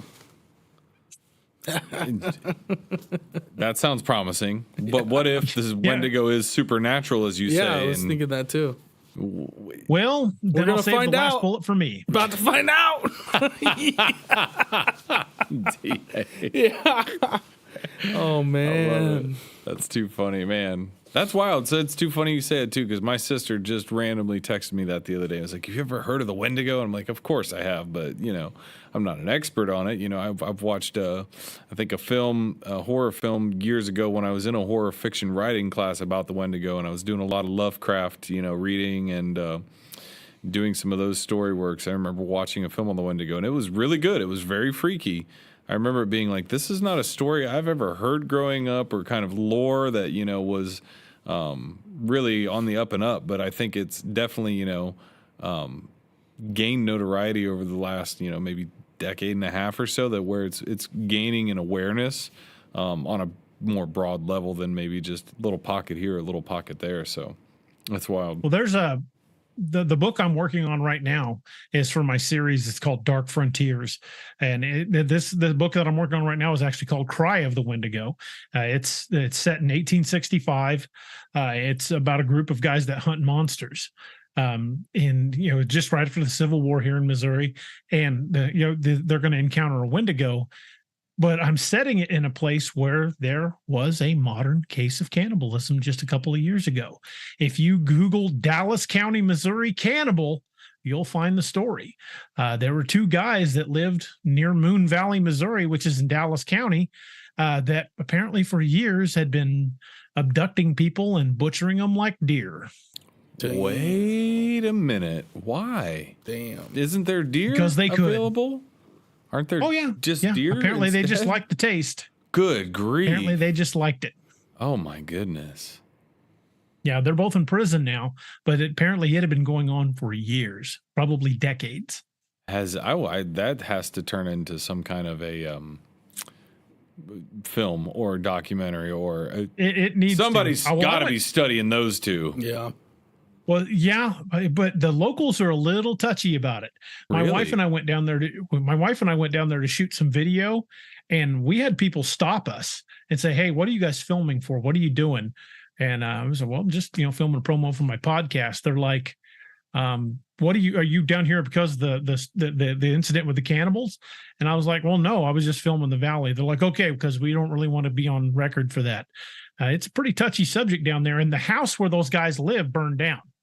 Here's the thing I'll say to that. Nobody wants to advertise that, home of cannibals, Right. Again, Columbus, Ohio, home of Dahmer. Dahmer went to OSU for a while, right? Definitely not the home of Dahmer. Well, but whatever. I'll claim it the home of Dahmer. But he was more of a Wisconsin. what I'm He saying murdered is, a lot of people in Wisconsin. regardless, what I'm saying is nobody wants to put that up on like, hey, come to the state of here, home of this, But if We you are the don't, home of Billy. if Billy Home of Mulligan. Ted Bundy. if you don't, there's the problem in it that those things can persist. And if people go, oh, there's never been a case of, two, local yokels out there chopping everybody up and, cooking them with a side of spuds. No, there is. There are these cases. There is Albert Fish. Yeah. There are all of these weird serial killers and, cannibalists over the years that wrote their own cookbooks on how to eat people. Like, that's a wild thought, but I get it that somebody there is like, I don't really want you. But hey, why not? Maybe it turns it into a tourist town. Maybe you can take this negative thing and turn it into a bright spot. Well, it's not really a town area. It's in the middle of nowhere. So, okay. There's only a few houses out there. There aren't many people that live in this area. The area is called Moon Valley. It's here in Missouri, but it is off the beaten path. In fact, the road to it isn't even paved. Oh, wow. Would you say there's a twang of banjo on the air if you hold your head just right? Well, I floated that. It's the Nightingale River. I floated that river in a canoe many times. And, let's just say I won't float that river unarmed. Wow. Dude. Just won't happen. I'll tell you what. This episode. And that was before the cannibals. Even before the cannibals, I wouldn't float that river unarmed. Yeah. Wow. And that's just a crazy, again, that'll give me a little bit of concern for a while. Because I'm going to be really okay, well, it is a possibility now that it could happen. Yeah. Things like that really happen. I mean, you got to be aware. Yeah, Tombstone put the banjos up there. I'm sorry, but yeah, everybody knows what I'm talking about there if you know Deliverance. But I mean, just that thought of they had to have been. Who do you think they were abducting and cannibalizing, though? Was it locals? Was it because you would think they would get caught pretty quick if they were doing it, and it was the well, how are Bill and Jeff up here, so portly? Like, man, everybody else is going missing. How are they staying so? Well, they weren't abducting anybody from their area. Yeah, they were picking up people at women at bars. They were picking up homeless people. They would come to Springfield, which is an hour away. So they were smart enough not to hunt in their own area. Yeah. That's it. But God knows how many missing people from this area are actually because of them. Yeah. Well, and that's always kind of an unnerving thought. We always joke about, thank God we didn't have cell phones and cameras and all this stuff when we were younger or whatever. But in the same context, if we had law enforcement that was able to talk to each other back in the day before Ted Bundy got around, and, there are things like that where it's like, man, how many people slipped through the cracks for decades, hundreds of years? Like, how about 9/11?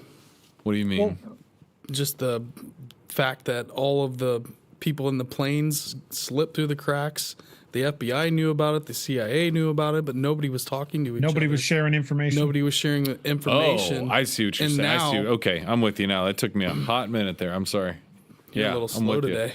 No, I didn't know which angle you were Party? going. I didn't know which angle you were going on. You knew what a 9/11 Wendigo with. was, Necro said, but you didn't know what the Donner Party. I didn't know if you were going on a certain angle on 9/11. I didn't know what that. Oh, just continuity of information, like DA was saying earlier. I mean, even before. Look at Hawaii. Look at East Palestine or Steen. Sorry, Disbro. I don't know if it's Palestine or Palestine here. Whatever. There's all those instances where things slip through the cracks, and we've got people in high places that should be watching the dial, but they don't. Yeah. I mean, EPA. Scary. Yeah, it's that's a whole different topic. But there's just a issue where you think an impenetrable fortress or somebody that's going to have their eyes on something. You're just baffled by how many times the ball gets dropped certain times. The FBI estimates there's more than a dozen serial killers active in the United States at any given time. And the truly creepy Halloween portion of this story that'll give you nightmares at night is we don't catch the smart ones.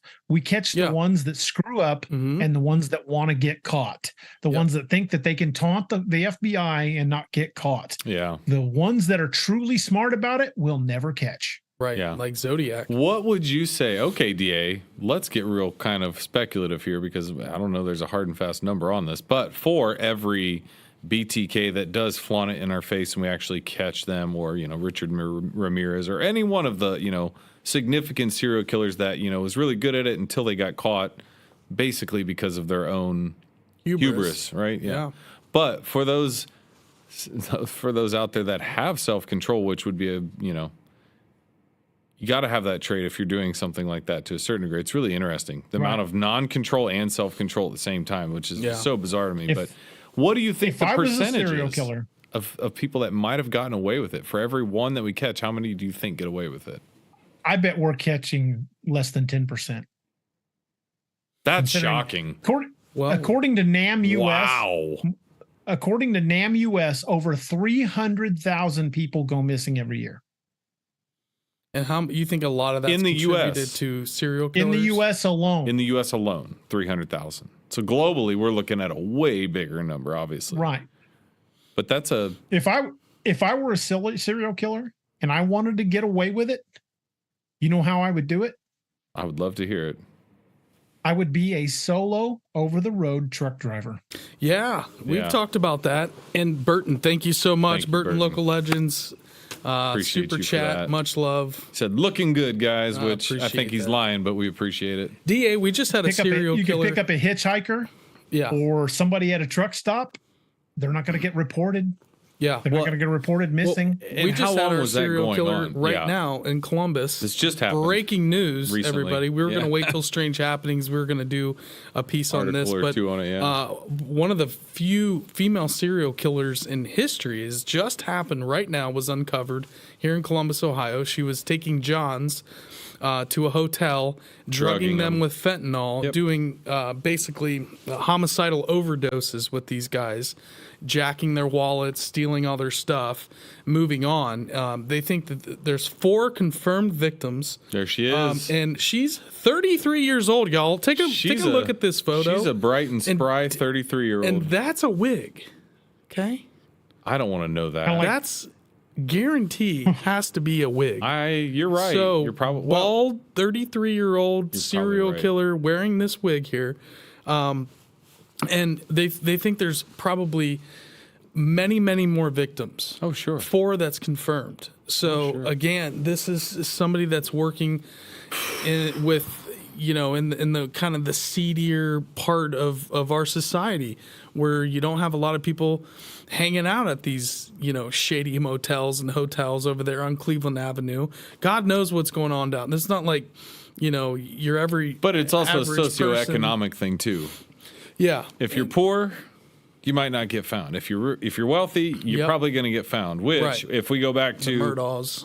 Silence of the Lambs, his last victim was the daughter of a senator or a congresswoman, right? Like, Got she busted. made it out of there, didn't she? Because her mom was on TV and this and that. For everybody that DA's saying is a homeless person, a vagrant, app pupil going out and killing the bum in the alley, whatever. There's a lot of quote unquote disposables out there that people don't, they're just an NPC. They're just a number. They're nobody important. So nobody cares. And, it's really if somebody wild. If somebody even bothers to report a homeless person missing, and I'm not saying that to sound bad. I'm just saying Right. in most cases, nobody's going to report them missing. Right. But if somebody does, law enforcement is just going to be, this is a homeless person. How do I find How do them? we know they didn't just leave the area? Right. Yep. Yeah. Right. Absolutely. No, and that's what I'm saying. There are so many levels of, like, you can't even go, well, they're always here. Or, Right. Bob is always at this cart or this burn barrel or this underpass or. And two, even in the 80s and 90s, if you were a kid that went missing, it was always written off How soon did they run away? as Have a they run away from runaway. home before? Unfortunately, and that was, if you look into police manuscripts and a lot of what they're taught is more than likely it's a runaway. Parents get upset because it's like, well, 48 hours you have to wait for them to come back if they are a runaway. So by the time they're gone, it's too late. These kids, their parents are like, they're not runaways. This is not like them to do this. Yeah. But it's too late. What do you Right. think Yeah. about that, DA? When you were a cop, did you ever come across that where there was runaway, but then it turned out that there was something more sinister that happened potentially? I think cases like that. I've never worked a runaway case. I was never a detective. I've never worked a case like that. But I think, if it was reported as a missing child, I think it should, even if you think it's a runaway case, it should be investigated as an abduction until you're proven wrong. I think so too. Yeah. And I think up until recently, that has not been the case. I think even if it's not like, okay, so if your 12-year-old runs away, you're just going to say, well, they ran away. We'll give them 40. Like, why wouldn't you what still they go did. after them? They Like, you don't. think- Right. The police you think are you'd like, go after them even more? Like, God, that's unsafe. They'll come back. Because in the 80s and 70s, to their credit, there were massive amounts of kids running away in the 70s and 80s. There was just a thing where kids ran away from When we're home talking kids, though, all we're the talking time. like 16, Teenagers. 17. I agree. Almost bordering Not on adulthood at children. 18. Not Not children. 7-year-olds, I not agree. 10-year-olds, not 11. I'm not 11 trying to make my way across country. I'll be dead and Right. cold before I get to the next town over because, like, I Can't do anything But and we're also talking about an era when we didn't lock our doors at night. at all. We weren't near as At all. as guarded or as jaded as our society's become, because crime is such a rampant thing now. Back in the 70s, when I was a kid in the 70s, my mom, I'd get on my bike and say, hey, I'm going to go ride with my friends, and she'll say, be back by supper. Yeah. And I'd be gone all day. And nobody knew where the hell I was. We'd be out doing God knows what, riding all over creation. And I'd come waltzing back in the house just before dinner time to eat. Yep. Exactly.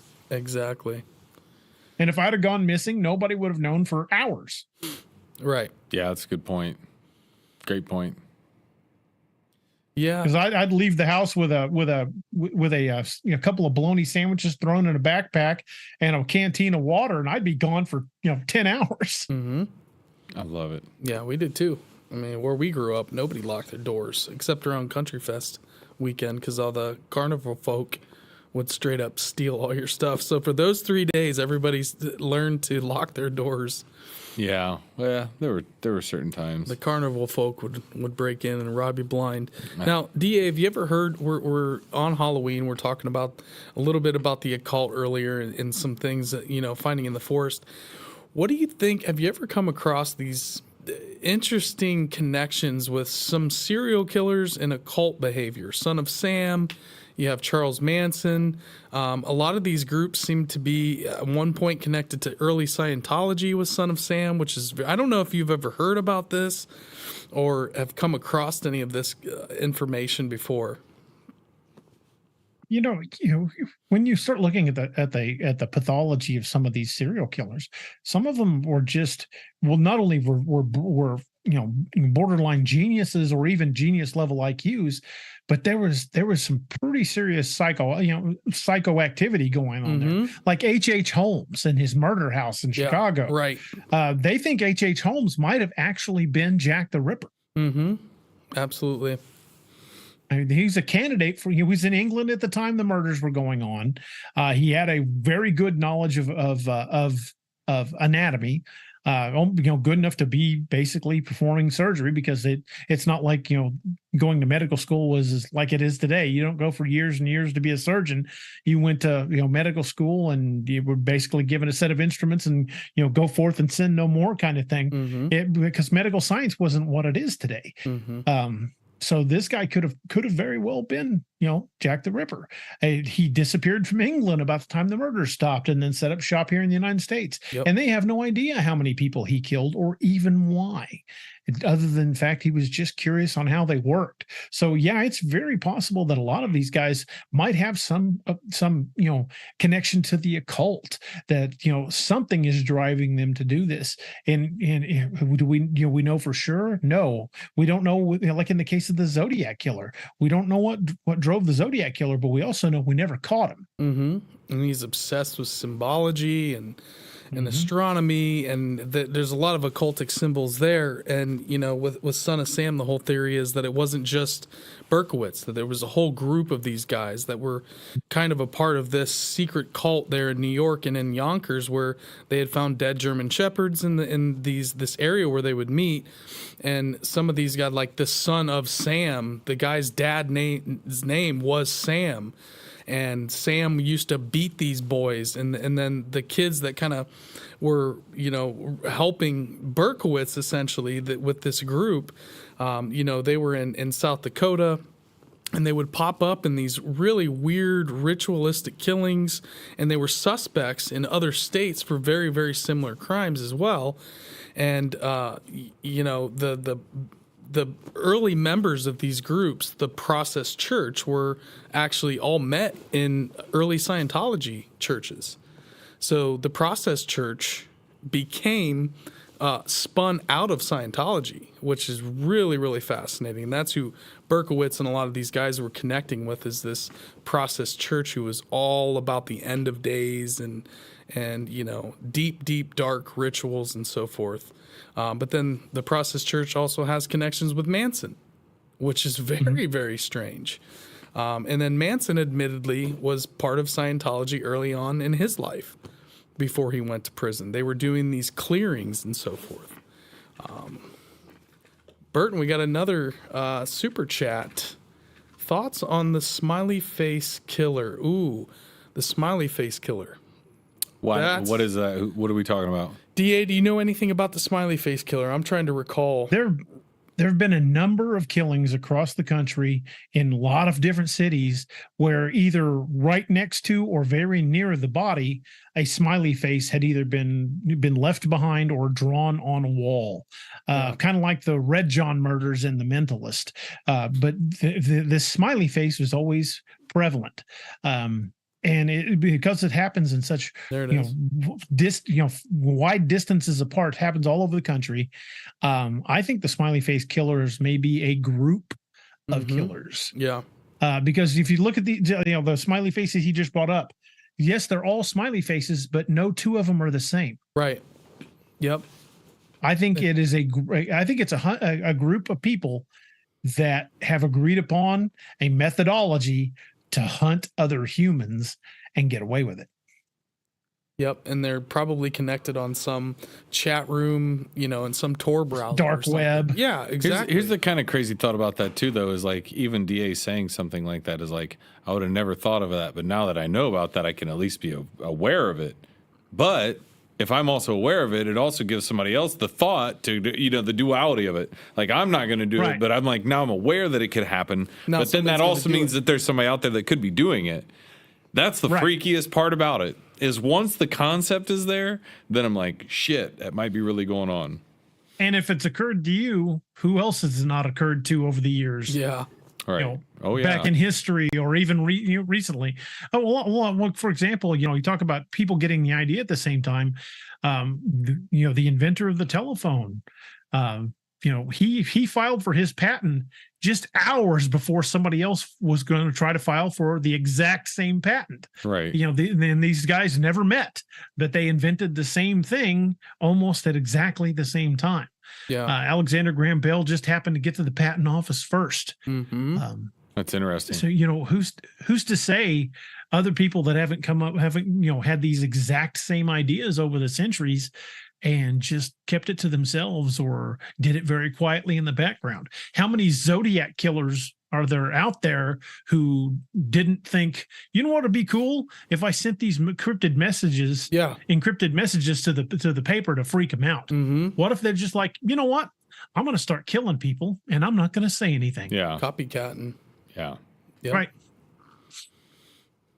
Well, and like you said, if you're really good at it, you don't get caught. Right.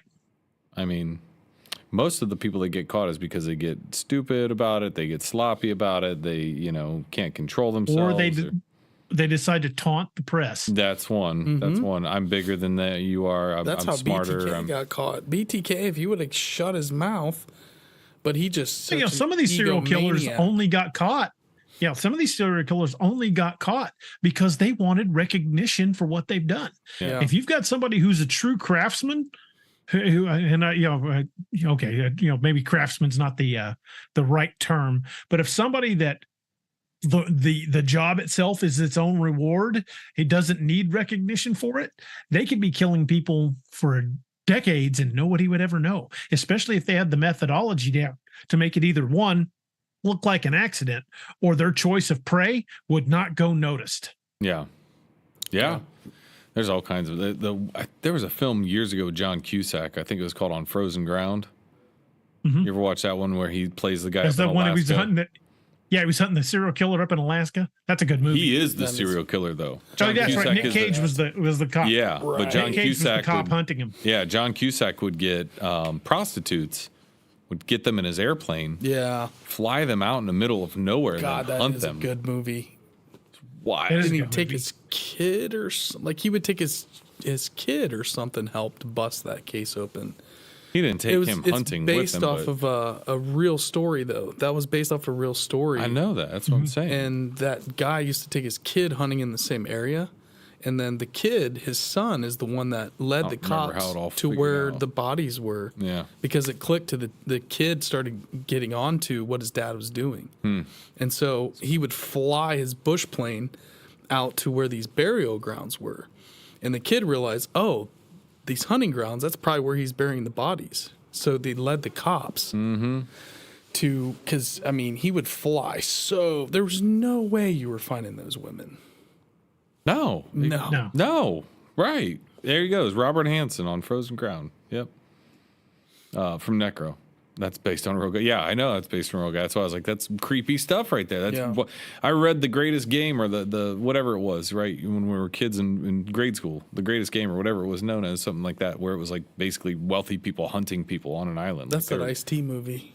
What? No, right? It's even before it was Ice-T though. But I mean, it's an old There's been book. several movies basically. Yeah, with that. surviving that the game, premises. stuff like that, whatever it is. But you know, the whole idea of like, well, what's the greatest adversary? Hunting a human. It's the smartest animal. It's this. It's that. You know, so you've got 300,000 people go missing a year. What happens to them? Like, Well, there's a quote by Hemingway, and I can't remember. I can't give you the quote verbatim, but it basically the quote, and I'm paraphrasing. It said once you've hunted man and liked it, no other hunt will ever do.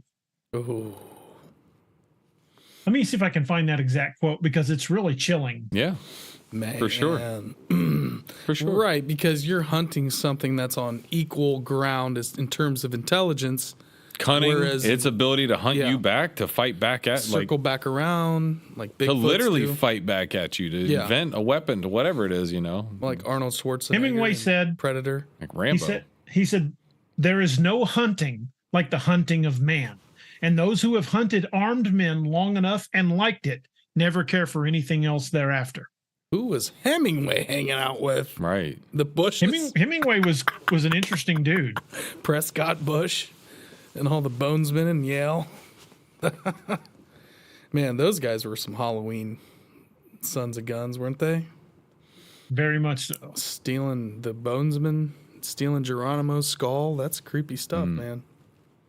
But none of that stuff surprised me. And again, I think it goes back to the occult. I really do. I think anytime you hear these stories of people hunting people, it's just you get to that point where you're into the darkness so far deep that what else is there to do for fun other than hunt people and you know, become a serial killer of sorts? I don't know. I'd like to think that if I had a lot of money, I would not resort to, you know, I need to start getting my kicks by hunting people. I don't know. I There was think a it's guy more I went to high nefarious. school with. We're not like them. Yeah. There was a guy I went to high school with that I used to deer hunt with, and we joined the Army about the same time. And I went into communications, and he became a ranger. He became a sniper with the Rangers.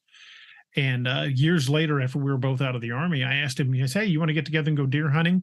And he goes, no, I don't deer hunt anymore. I said, why not, man? I mean, you know, we both used to love it. He goes, there's just no sport in it anymore. Damn. He's hunting people, essentially. I don't know that I would go that far. Well, but I guess I know not he hunt- lives. but- He lives way out in the woods now. and Not he doesn't now, go around a but whole lot of when people. he's in the military, I mean, Yeah. you know, when he's sniping and he's out there, he's getting the full rush of, you know, Yeah. essentially, in a way, you are kind You are of hunting. stalking No, yeah, absolutely. your are. target. Yeah, you need Yeah, to. he just didn't enjoy hunting deer anymore. So I- there was just really no challenge to it. Totally. Yeah, sure. Well, I'm Hemingway's- sure it wasn't. Hemingway's quote. There you go. Yeah. It's right on. Well, I don't want to go on that hunting party anytime soon. What are we hunting today, guys? Pheasant? Quail? We're hunting Jim. Oh, Necro Pest with John Leguizamo. You ever seen that? Nope. That's a great one. Nice. Yeah, great adaptation of human hunting. There's so many movies. I forgot all about Pest. Of course. John this is Leguizamo's a the common man. theme. This is a trope. This Yeah. is something that happens. Like, yeah, it probably happens. It's crazy to think about. I don't ever want to get hunted. No. I think I'd be squirrely enough, though. I feel like I'd be like Arnold in Running Man. They'd regret putting me in that game. Nobody wants to hunt me. I'm old and fat. There's no sport in it. I'm not going to outrun them. I'll run across an open field and I'll get 50 yards away and be like, okay, just shoot me. Okay, Yeah. I'm done.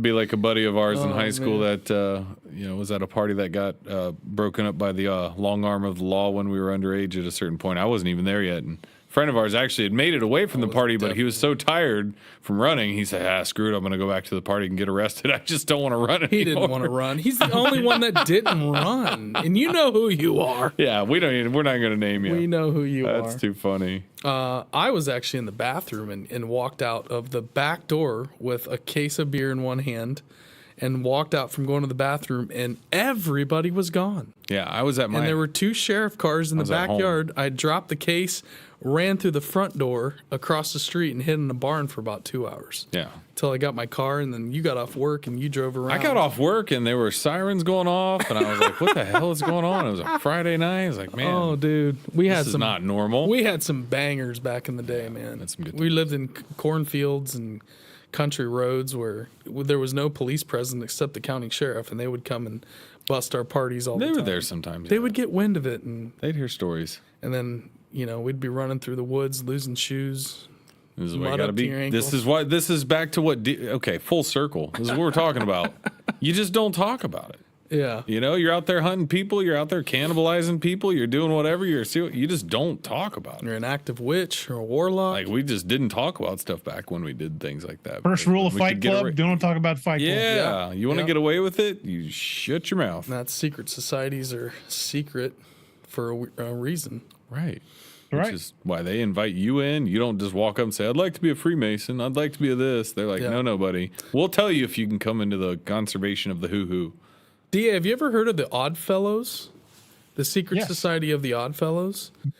Man, it's a really, really interesting story. I don't know if you know a whole lot about the Odd Fellows, but basically they were a sect, a subsection of the Freemasons, and their big thing was adopting kids and orphans and basically into the society. So all these odd fellows, instead of going out and recruiting people that have already a way of thinking, that they're brought up into this world. And that's where you see odd fellow schools and private schools all over on like all 6 major continents. And they're one of the oldest secret societies in the United States. Kind of makes you wonder what they're teaching these kids that they're adopting. Right. And then they bring these kids up into positions of power. The Rothschilds are really famous for like having thousands of children out of wedlock just so they could secretly keep their genetics. And, they would raise them up into certain sections of power. Apparently, Hitler was actually a Rothschild, that his mother was a maid for one of the Rothschilds, one of the major Rothschilds. And that's kind of how they have their puppets in place. But they're all really family. It's just secret families. And the Odd Fellows kind of took that playbook a little bit and really started that playbook. But there's Odd Fellow schools here in Columbus. It's really strange, and nobody knows a lot about the Odd Fellows. They fly underneath the radar. I know jack shit about the Odd Fellows. It's really interesting stuff. But I've never even really heard about them. But they start these huge schools for kids that are out of wedlock, and unknowingly their parents give them up for adoption, and they end up in these Odd Fellow. I guess you could call them. Foster homes, really. And they're all run by the secret society. And then they get brought up and raised into the society. Then they become odd. So they know nothing else. Yeah. And then they just keep adopting more and more kids as time goes on. And then this group over time has just grown to all over the entire continent. It's, how many of those kind of groups are there that are just running around doing things in secret? Probably a lot. Probably more than we'll never know. Oh my gosh. Yeah, they're just not going to tell you. Right. They're not going to come out and say shit. They aren't going to say anything. Much like with serial killers. Yeah. Much like with serial killers, the most successful ones are ones we don't even know exist. Right. Right. Yeah, Hellfire Club, they're very, very similar, and not the one from the real Hellfire Club. Yeah. And how these, like the Hellfire Club and secret societies and the Masons, like, do the Masons know about cryptids? Do they have writings in their secret writings and books? And good luck finding out. Yeah. Good luck finding out. Unless you're a Mason, you're never going to know. Right. That's the whole point. Yeah. I mean, I don't know anything about any of them. I've never broached any of those clubs. I've never tried to Alex Jones, like, breach the walls of, Bohemian Grove. Like, and most people don't talk about it. Like a former Mason members, this and that. You don't find a lot of former Mason members. I don't think I've ever heard of anybody leaving the order. Well, that's a good point. Joel Thomas. Well, Joel Thomas, podcast host, Killed the Mockingbirds. He was a former Mason. He's a Christian now, and got to a point. He told the story on our show. If you guys ever want to listen to Joel's experience, we actually had no clue Joel was going to even bring this up on our show, but kind of told the whole story where he getting involved in rituals and started getting into some darker stuff, and because of his music career, he was really being pushed further into that world. They were kind of recruiting him, where he got to a point he got so freaked out he just quit everything, moved to Ohio, and became a Christian eventually. But it's there's not a lot of them. I think once you're in, you're in. The little worrisome to think about, but yeah. Yeah, absolutely. Well, let's see what else we got. What else we got for Halloween tonight? DA, you got anything else you can share with us as far as any new research, any new guests that you've had on? I know Robbie's doing his thing. You guys have been kicking butt, man. We're so happy to see the DAX Machina family just crushing it. You guys are always growing and kicking butt. There's a couple of documentaries that we're going to be taking part in. I can't really give any details away because nothing's been made public. Nice. I don't even want to say who they're with, cool. But one, it is just going to be my witness encounter from LBL. The other is going to be involving the rest of us from DAX Machina, the whole crew. But there's projects like that coming up. We've got some expeditions of our own that we're planning. One of the places we're wanting to go, I don't know if you guys are familiar with Werewolf Springs in Tennessee. No. Werewolf Springs got its name years and years ago. There have been dogman sightings in and around the area for 100 years or more. But in the 1800s, there was a man and his manservant were traveling in a carriage, and they kept seeing this thing following them in the woods. And we realized what it was. It was this dogman creature. And they decided, since the horses were getting scared, it was getting closer, they decided they were going to split up and run in opposite directions. Well, the guy heard this thing catch his manservant and heard the guy screaming as it tore him apart and ate him. Jeez. Well, he made it back to town, reported it, and they sent a hunting party out to find this thing. And they closed in on the area, and it was after nightfall when they closed in on the area, and they opened fire on this thing. When they stopped firing, it was gone, and so were 7 members of the hunting party. So then they hired a professional hunter, a guy that hunted big game all over the world, to go out there and hunt this thing. And he went out there, and it treed him in the top of a cabin and tried to get him over the course of the night. And he had been shooting at it the whole night, trying to get it to trying to kill this thing. And while it had him trapped in the rafters of a cabin, and as the sun started coming up, it took off, and he was down to just a few rounds left, and said he was going to kill himself before he let that thing eat him, and he would never go after it again. But this thing is still seen in that area. The area is called Werewolf Springs. It's in a national park, and we're planning on going out there and seeing what we can find and doing some filming, and God knows what else we might run into. That's cool. That sounds like fun. Wow, man. So awesome. I can't wait we'll have to do a podcast when you guys get back from your first. Are you going to break it up in trips of filming, or you're going to go through? Okay, cool. How long do you think you're going to be out there in each chunk? Don't know for sure yet. But I know we've got one more outing at least planned before the end of the year. Cool. And hopefully by spring we'll have a couple of more. Robbie and I are wanting to get out to Colorado and go to that abandoned Girl Scout camp with Doc. We also want to go to Werewolf Springs, and there's an area down in the the Kiamichi Mountains of southeastern Oklahoma that we want to go spend some time at, and a lot of areas with high cryptid activity, a lot of Bigfoot activity down in the Kiamichi Mountains, with, of course, the Wendigo of the Girl Scout camp in Colorado, and then Werewolf Springs. But there's a lot of places we want to go and shoot video, and we're getting our gear together, and we've all been making sure we've got shall we say, significant pews that can handle something large. I recently just upgraded to one that is a known nail driver, and if something comes through an entire burst from that, well, then I've got bigger problems. Right. So if this thing doesn't stop it, it's probably not going to be stopped by anything short of high explosives or magic. Right. Exactly. You hear those stories about dogmen being bulletproof, these creatures being bulletproof, where I emptied an entire, 747 giant handgun, or, and there's just nothing. You don't hear anything. I think I can explain part of that. Yeah. I think I know why people are saying these things are bulletproof. Yeah. Because I do believe they're flesh and blood creatures. Yeah. Part of it is, and especially in the case of a Bigfoot, if you've got an animal that is, let's say, 9 feet tall and 1,100 pounds, the bone and muscle density on this thing is going to be so much heavier than a human that a small caliber like a 223 or 9mm probably not going to punch in deep enough to kill it. Mm-hmm. Probably just going to piss it off.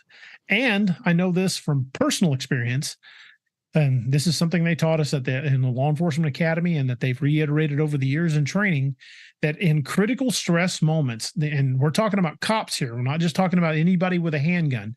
In critical stress moments, when you're under fire, police who are trained marksmen and trained to handle being shot at, their accuracy drops to less than 10%. Yeah. And that's somebody that's trained to handle the stress of the situation. Mm-hmm. You get somebody that's not trained and it's just, got an adrenaline dump because this thing's charging at them. They might have thought they hit it, but odds are good they probably didn't, because like I said, even trained marksmen are hitting at less than 10% when they're being fired on or being in a critical situation. Wow. So I don't think it's that these things are bulletproof. Yeah. I think it's people are underestimating their accuracy when they're when they're having an adrenaline dump. Yeah. And then, if they are hitting, they're not hitting in an area that's vital on something that's that dense. Yeah, totally makes sense. Yeah, and the only reason I really thought was, if they are maybe interdimensional in nature, and it's always a fun thing to, maybe they're kind of halfway in this dimension, halfway out. That's the only thing I could think of when they talk about them being bulletproof, of like the bullets are just going right through these things. They don't seem to be affected, but they are these giant creatures, and your adrenaline dump and shaky hands. That makes sense, DA. Would you go after an elk with a 22? No. Not unless you want to die. Yeah. Would you take a 9mm handgun against a grizzly bear? Right. Yep. Nope. Yep. They're bulletproof from a 9mm. And I can tell you, from firsthand experience, when you've got a pistol, let me see if I can get my hand up where the camera can see me. There you go. If you've got a pistol out in front of you and you're at 25 yards or more, that much movement will mean the difference between hitting and missing your target. Right. Sure. Right. Just a fraction of an inch of movement is critical with a handgun at distance. You might only move it a few millimeters, but that's all the difference you need at distance. Yeah. You're talking something, you're shooting at something with a handgun at 25 yards or more. You're not shooting at something that's, man-sized right up in front of you. You're shooting at essentially a pie plate that's probably moving. Right. Mm-hmm. Oh, yeah. So if you did hit it, odds of hitting it somewhere critical, and like I said, unless you're somebody that's very cool under fire, guys who've been through combat, trained soldiers, trained law enforcement people that have been under fire and can keep themselves calm under fire. If you're not that, you're probably missing your target. You just don't think you are. Mm-hmm. Hell, I've got I was in the military and I'm a retired cop. I've completely missed deer because I got buck fever. Be like, oh, I gotta get him, boom, and completely miss. Yeah. Yeah. Oh, absolutely. Yeah. It's tough to take that breath and pause and Right. level Just get yourself. excited. Yeah. Yeah. Before anything like that. If you can get that excited about a deer that you just want to put that deer down to put it in your freezer, imagine if it's an 1,100-pound ape that's running at you with the intention of taking your head off like a soda cap. Yeah. Big old 8-footer, 9-footer squatch. Yeah, the I don't think I'd even get a shot off, density, to be honest. Yeah. I think I'd just sit there and, I'd start dyeing my pants brown. myself. I was just gonna say. Yeah, I think especially if it's there's something in law enforcement they refer to as the 21-foot rule. Okay. They tell you that if you've got a subject, and this is a human, if you've got a subject that is within 21 feet of you with a knife and your weapon is not out, you will get stabbed before you can draw the weapon. It's just going to happen. And we put that up against training time and time again, and with simulated bullets and simulated guns and fake knives, and time again, officers would get stabbed before they could get the gun out of their holster. Wow. No matter how fast your draw is, at less than 21 feet, somebody moving quickly can stab you before you can get your weapon out. Yeah, I was one of the few guys in our training class that survived, quote unquote, survived the attack because when the guy started charging toward me, instead of just standing my ground and drawing my pistol, I started running backwards and drew and shot him 3 times before he could stab me. And people were like, "No fair, he backed up." And the instructor's like, "I never said he couldn't back up." Yeah. Man, people just don't think enough, do they, DA? DA, the old gunslinger. Clearly. Well, if I've got to choose between me going home at the end of the shift and them going home, I'm going to pick me. Yeah, Yep. absolutely. I agree. A lot of people don't get that. I mean, police officers go through so much crazy stuff. So I wonder how many police officers have PTSD just from all the daily things that they see and experience. Deal with, yeah. That The number is high. Yeah, Yeah. I'm sure it's a lot. And I know I was diagnosed with it myself after a guy almost stomped my skull in. Jesus. DA. Yeah. Damn near killed me. I was in a neck brace for about 3 months. Wow.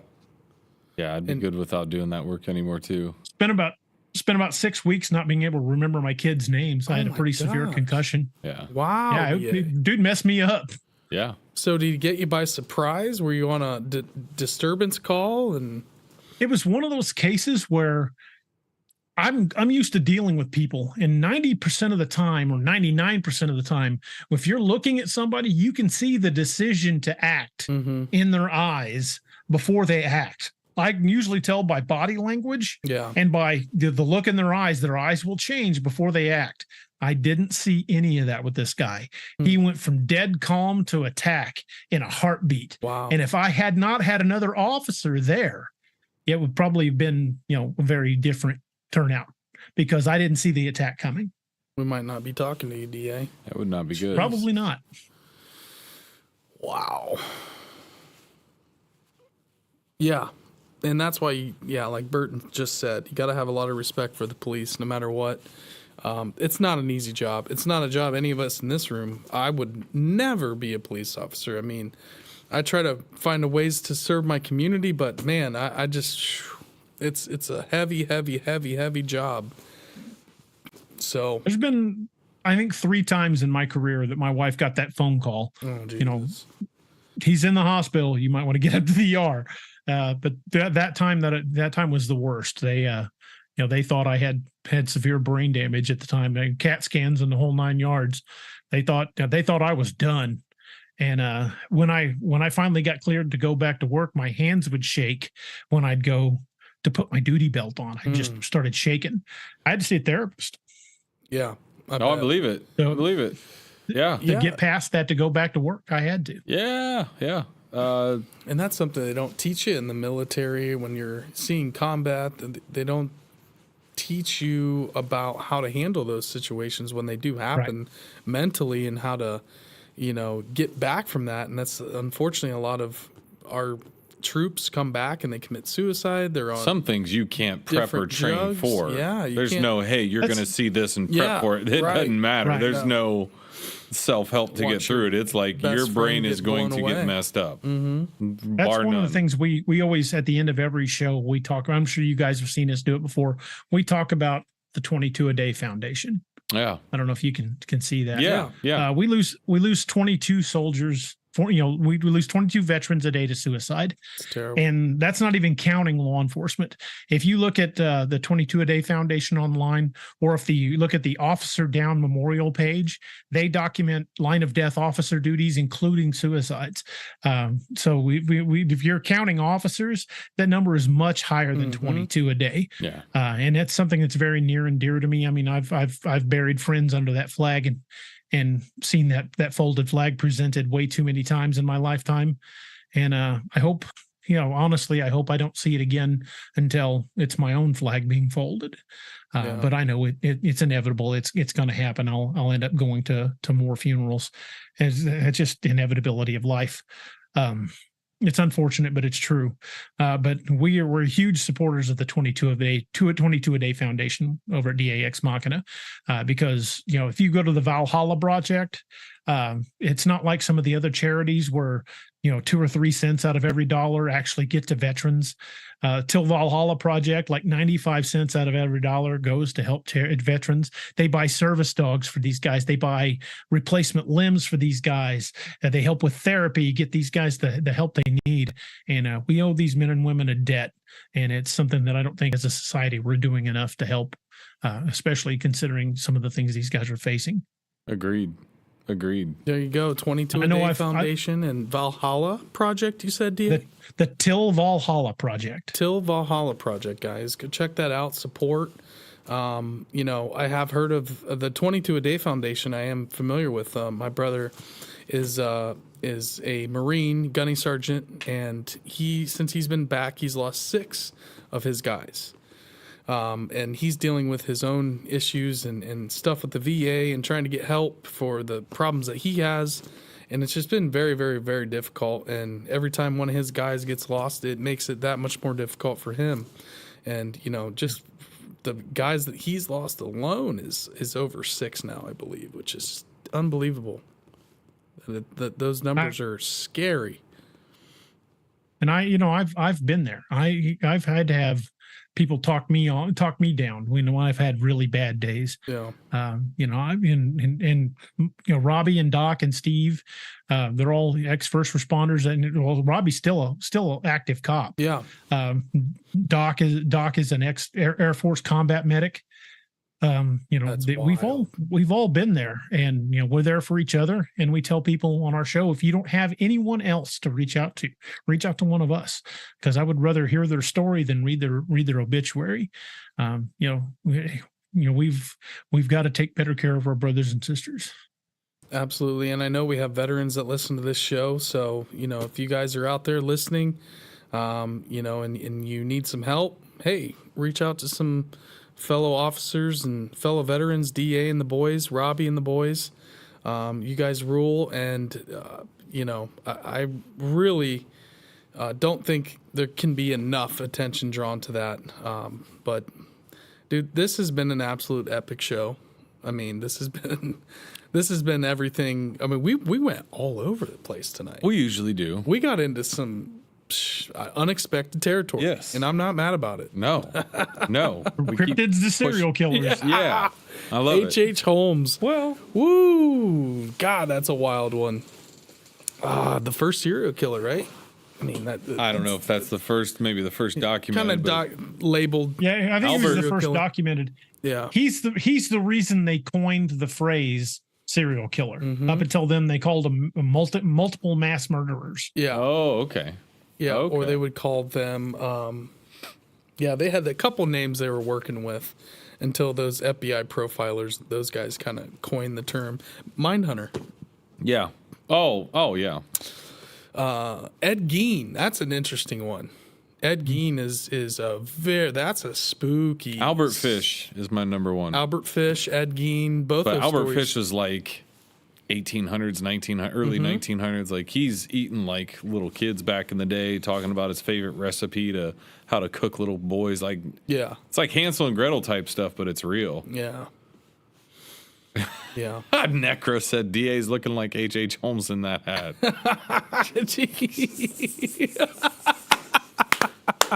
Yes. Oh, Yep. Burton, dang. Ed Kemper, absolutely. Yep. Oh, dude, Ed Kemper, that was the co-ed killer. He was a strange dude. He was friends with all the cops, DA.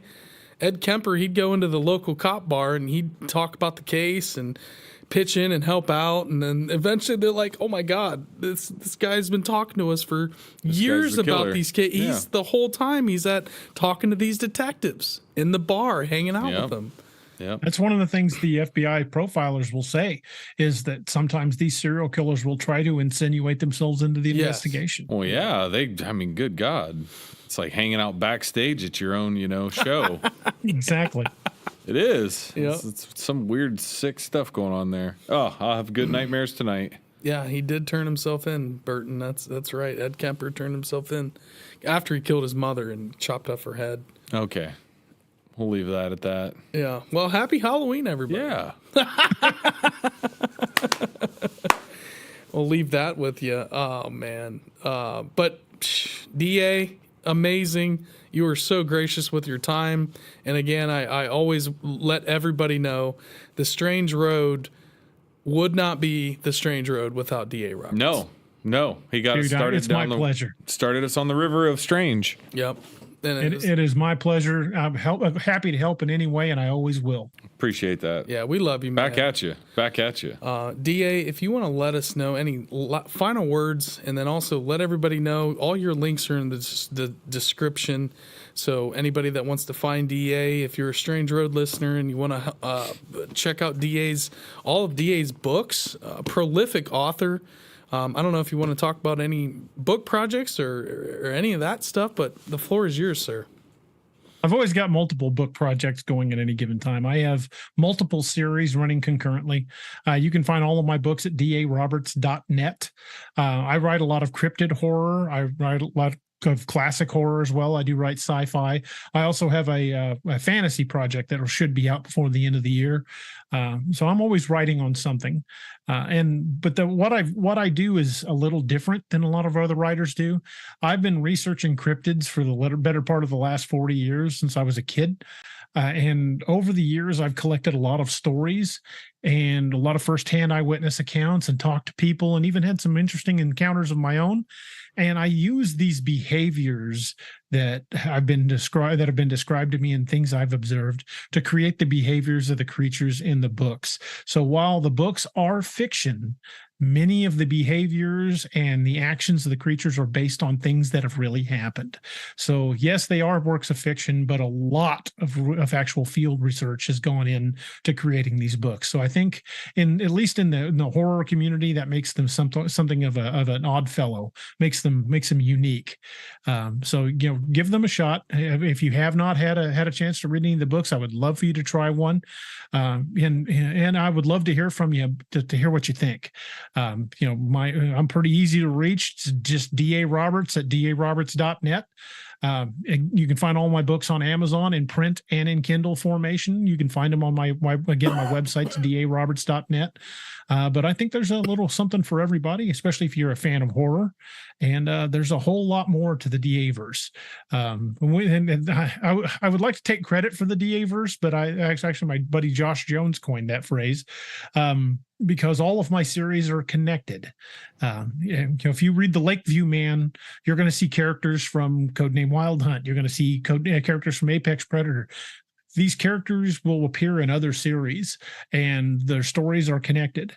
And much like if you've read The Lord of the Rings, if you read Fellowship of the Ring all the way through Return of the King, it's really just one big story. And that's what I've always wanted to do. I'm trying to create a much bigger universe. So while, yes, you can read any of the books alone, and there will be plenty of information for you to get the entire story. If you read them from beginning to end, you're going to get a much bigger piece of the story. There's going to be an entire universe at your fingertips, and the timeline to best read those books in is on my website. Just when you go into my website, just look at the top of the little bar. You'll see one that says timeline of the DA verse, and that gives you the best order to read them in. But again, you can read them in any order you like. But if you want to get a big picture, then I would follow the timeline, because you'll see things happening that you may not catch otherwise. But it's to me, it's something I've said many times, and I will always say this: stories are journeys that we take together. And because without the reader, there would be no need for the writer. Without the writer, there's no journey for the reader. So it's, we're taking this journey together. And I've been very, very privileged in my career that a lot of amazing people have chosen to take this journey with me. Beautiful, DA. Beautiful. I just posted your website in the chat, everybody. Awesome. Thank you. I'm going to pin that for you guys. And please go check out DA's books. Go check out DA Ex Machina podcast, YouTube audio versions, correct, DA? And then at DA Roberts author on Instagram. So all those links are in the description, guys. Please go check out DA. And it's unbelievable stuff you're doing, man. We could not be prouder of everything you got cooking. Yeah. And the community that DA's been able to cultivate is something that we've always really, really looked at everything that you're doing, and just hope one day that, we could have a community built like you do, because you guys are killing it, you're crushing it, and we love you, man. So yeah, you're definitely digging the garden of life and planting your own patch, and really cultivating your own style and energy and everything. Just like Mikey said. I appreciate it. But I won't take credit for that. I've got some amazing people that have taken this journey with me. Robbie, Doc, and Steve have helped make the show what it is. There's my moderators are like family. Yeah. We've got Tombstone, who's in there in the chat tonight, Meg Mills, Yep. Miss Lene Perkins. Yep. I've got some fantastic moderators that do a fantastic job. And they've really, gone above and beyond to help kind of make this not just about the books, not just about me. It's about us. It's about the journey we're taking together. Sure. And that's the important part is the stories. I've never wanted to. I've always seen, like, people would say, "Oh, that's Stephen King," or "That's Dean Koontz," or "That's Jonathan Mayberry." I want the attention to be on the stories. I want people to read the stories. If they know who I am, fine. That's all well and good. But to me, it's all about the stories, and those stories are something we share.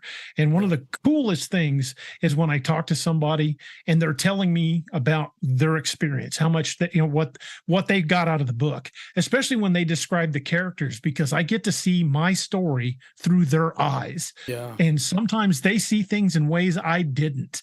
And I'm like, oh, wow, that is really freaking amazing. Like one guy described one of the characters. He's like, I would love to see The Rock play Daniel Clark if they made a movie. And I always pictured Daniel Clark as being built like a runner, not a very big dude at all. And I'm like, wow, The Rock, really? That's freaking cool.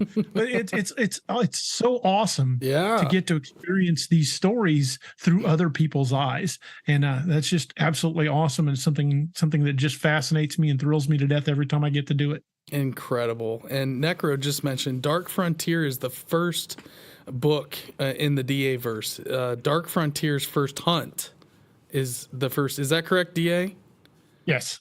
Okay, there you go. Yeah, so you guys know where to set start. in 1865, just as the Civil War is ending. What? That's rad. That's cool. Yeah. That's rad. Now, the Wild Hunt series, the first book, I got about halfway through it. I need to get back into DA sent us a couple of books, and I picked it up and read a good chunk of it. I need to get back to it. It's well worth, very well written stuff. Great concepts, incredible characters. DA, you're the man. Like I said, we appreciate the hell out of you and everything you've done for our show. And thanks for being a part of our Cryptids and Monsters Halloween Spooktacular. Been my pleasure, guys. And as soon as I get my Strange Road shirt, you can watch, I'll be wearing it on the show. DA Dude, already we bought. appreciate you. Yeah. Here's the thing. DA bought a shirt. But I have a little gift, a little something I was going to send you after the show. So you already beat me to it, but you got some other stuff coming, brother. Wait, hey, appreciate it, man. Yep. Thank you. I've got the hookup for you. You said you got a T-shirt and a koozie. We've got a little something else coming your way. So I'll get you Absolutely. a little code for yourself. But dude, awesome stuff. Everybody, happy Halloween. And until next time, there's got to be another meeting of the minds with DA. So Of course. Hey, anytime. You guys let me know. Right. I'm down. Perfect. As Doc says, I'm down like 4 flat tires. Yeah, Doc. Oh man, we got to I'm get in. Doc and Robbie and all you guys on the show sometime. That'd be Hey, those guys are a hoot. Fired up. Absolutely.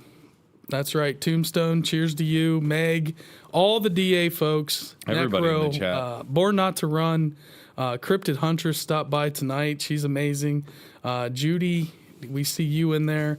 If I'm missing anybody, please let me know. Mopar Phil, AJ, Burton from Local Legends. Go check out his stuff. Go follow Necromechanimal on Instagram at Necromechanimal, and go check out all the post-show, pre-show edits. Necro's had some doozy Yeah, we've had artwork some good stuff with DA. Yeah. Over the last year. So always looking forward to checking that out. But DA, we're gonna let you go, my man. Thank you so very much. Anytime, guys. My pleasure. Much love, brother. Oh yes, appreciate you. Guys, have a great night. And Happy Halloween. We'll come back and chat for a second, DA. We're gonna outro the show, but we'll be right back to send you out with a proper goodbye. Boom. There you go, y'all. Happy Halloween, bruh. That was great. That was Absolutely. great. It's dope. He's like DA the never never-ending lets- resource never of stories lets and go. Oh, yeah. avenues. Like you can just literally like the hoo-hoo. That one, that was great. That was Secret great. Society of the Hoo Hoo. Now I'm gonna go Oddfellows, the Hoo Hoo. What else? I've been in the Secret Society kick here lately again. Well, and it's like the same kind of concept we said about the whole, like if you don't tell anybody you're a serial killer back in the day or now, like you can get away with it, like type thing. Like there's just so many things that like if you just don't hear about them, you don't know about them. You haven't It's not on your radar. Well, I mean, I like to think that I keep my radar open. That's why I'm like, man, I'm been doing this quite a while. I've never heard of this. I've never heard of that. I got to really step my game up. That's right. We appreciate everybody. And all you guys, I did pin the Strange Road merch store. The website link is pinned to the chat. It's in the description. Check it out. If you guys really want to grab something, use the code FREESHIP. FREESHIP. Free ship. Get yourself some free shipping. Anybody in this chat right now, within the next 24 hours, we will hook you up with some free shipping. Get yourself a t-shirt, a hoodie, a koozie, a mug. Free ship, FREESHIP. Yep. I will put it in the description as well. If you guys have any issues or problems, please let us know. Hook us up. The companies that we're dealing with are great. So if you have any issues at all and you need something replaced, let us know.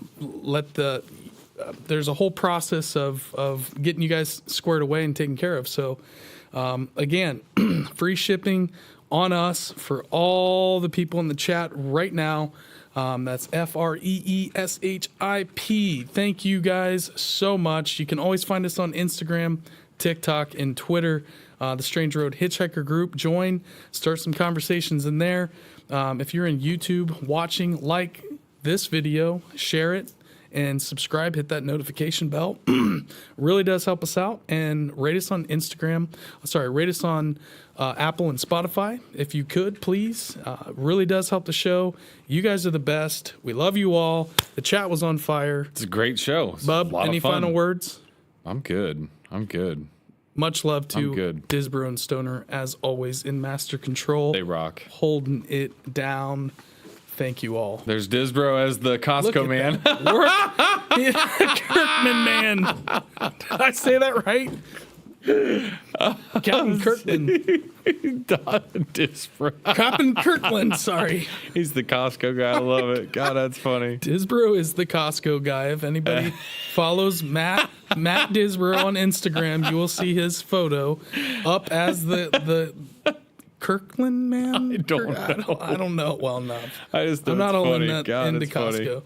Oh man, so funny. You guys are great. We're signing You're out. the best. Love, peace, Peace. and chicken grease. God dang, Much that's love. funny. Yeah.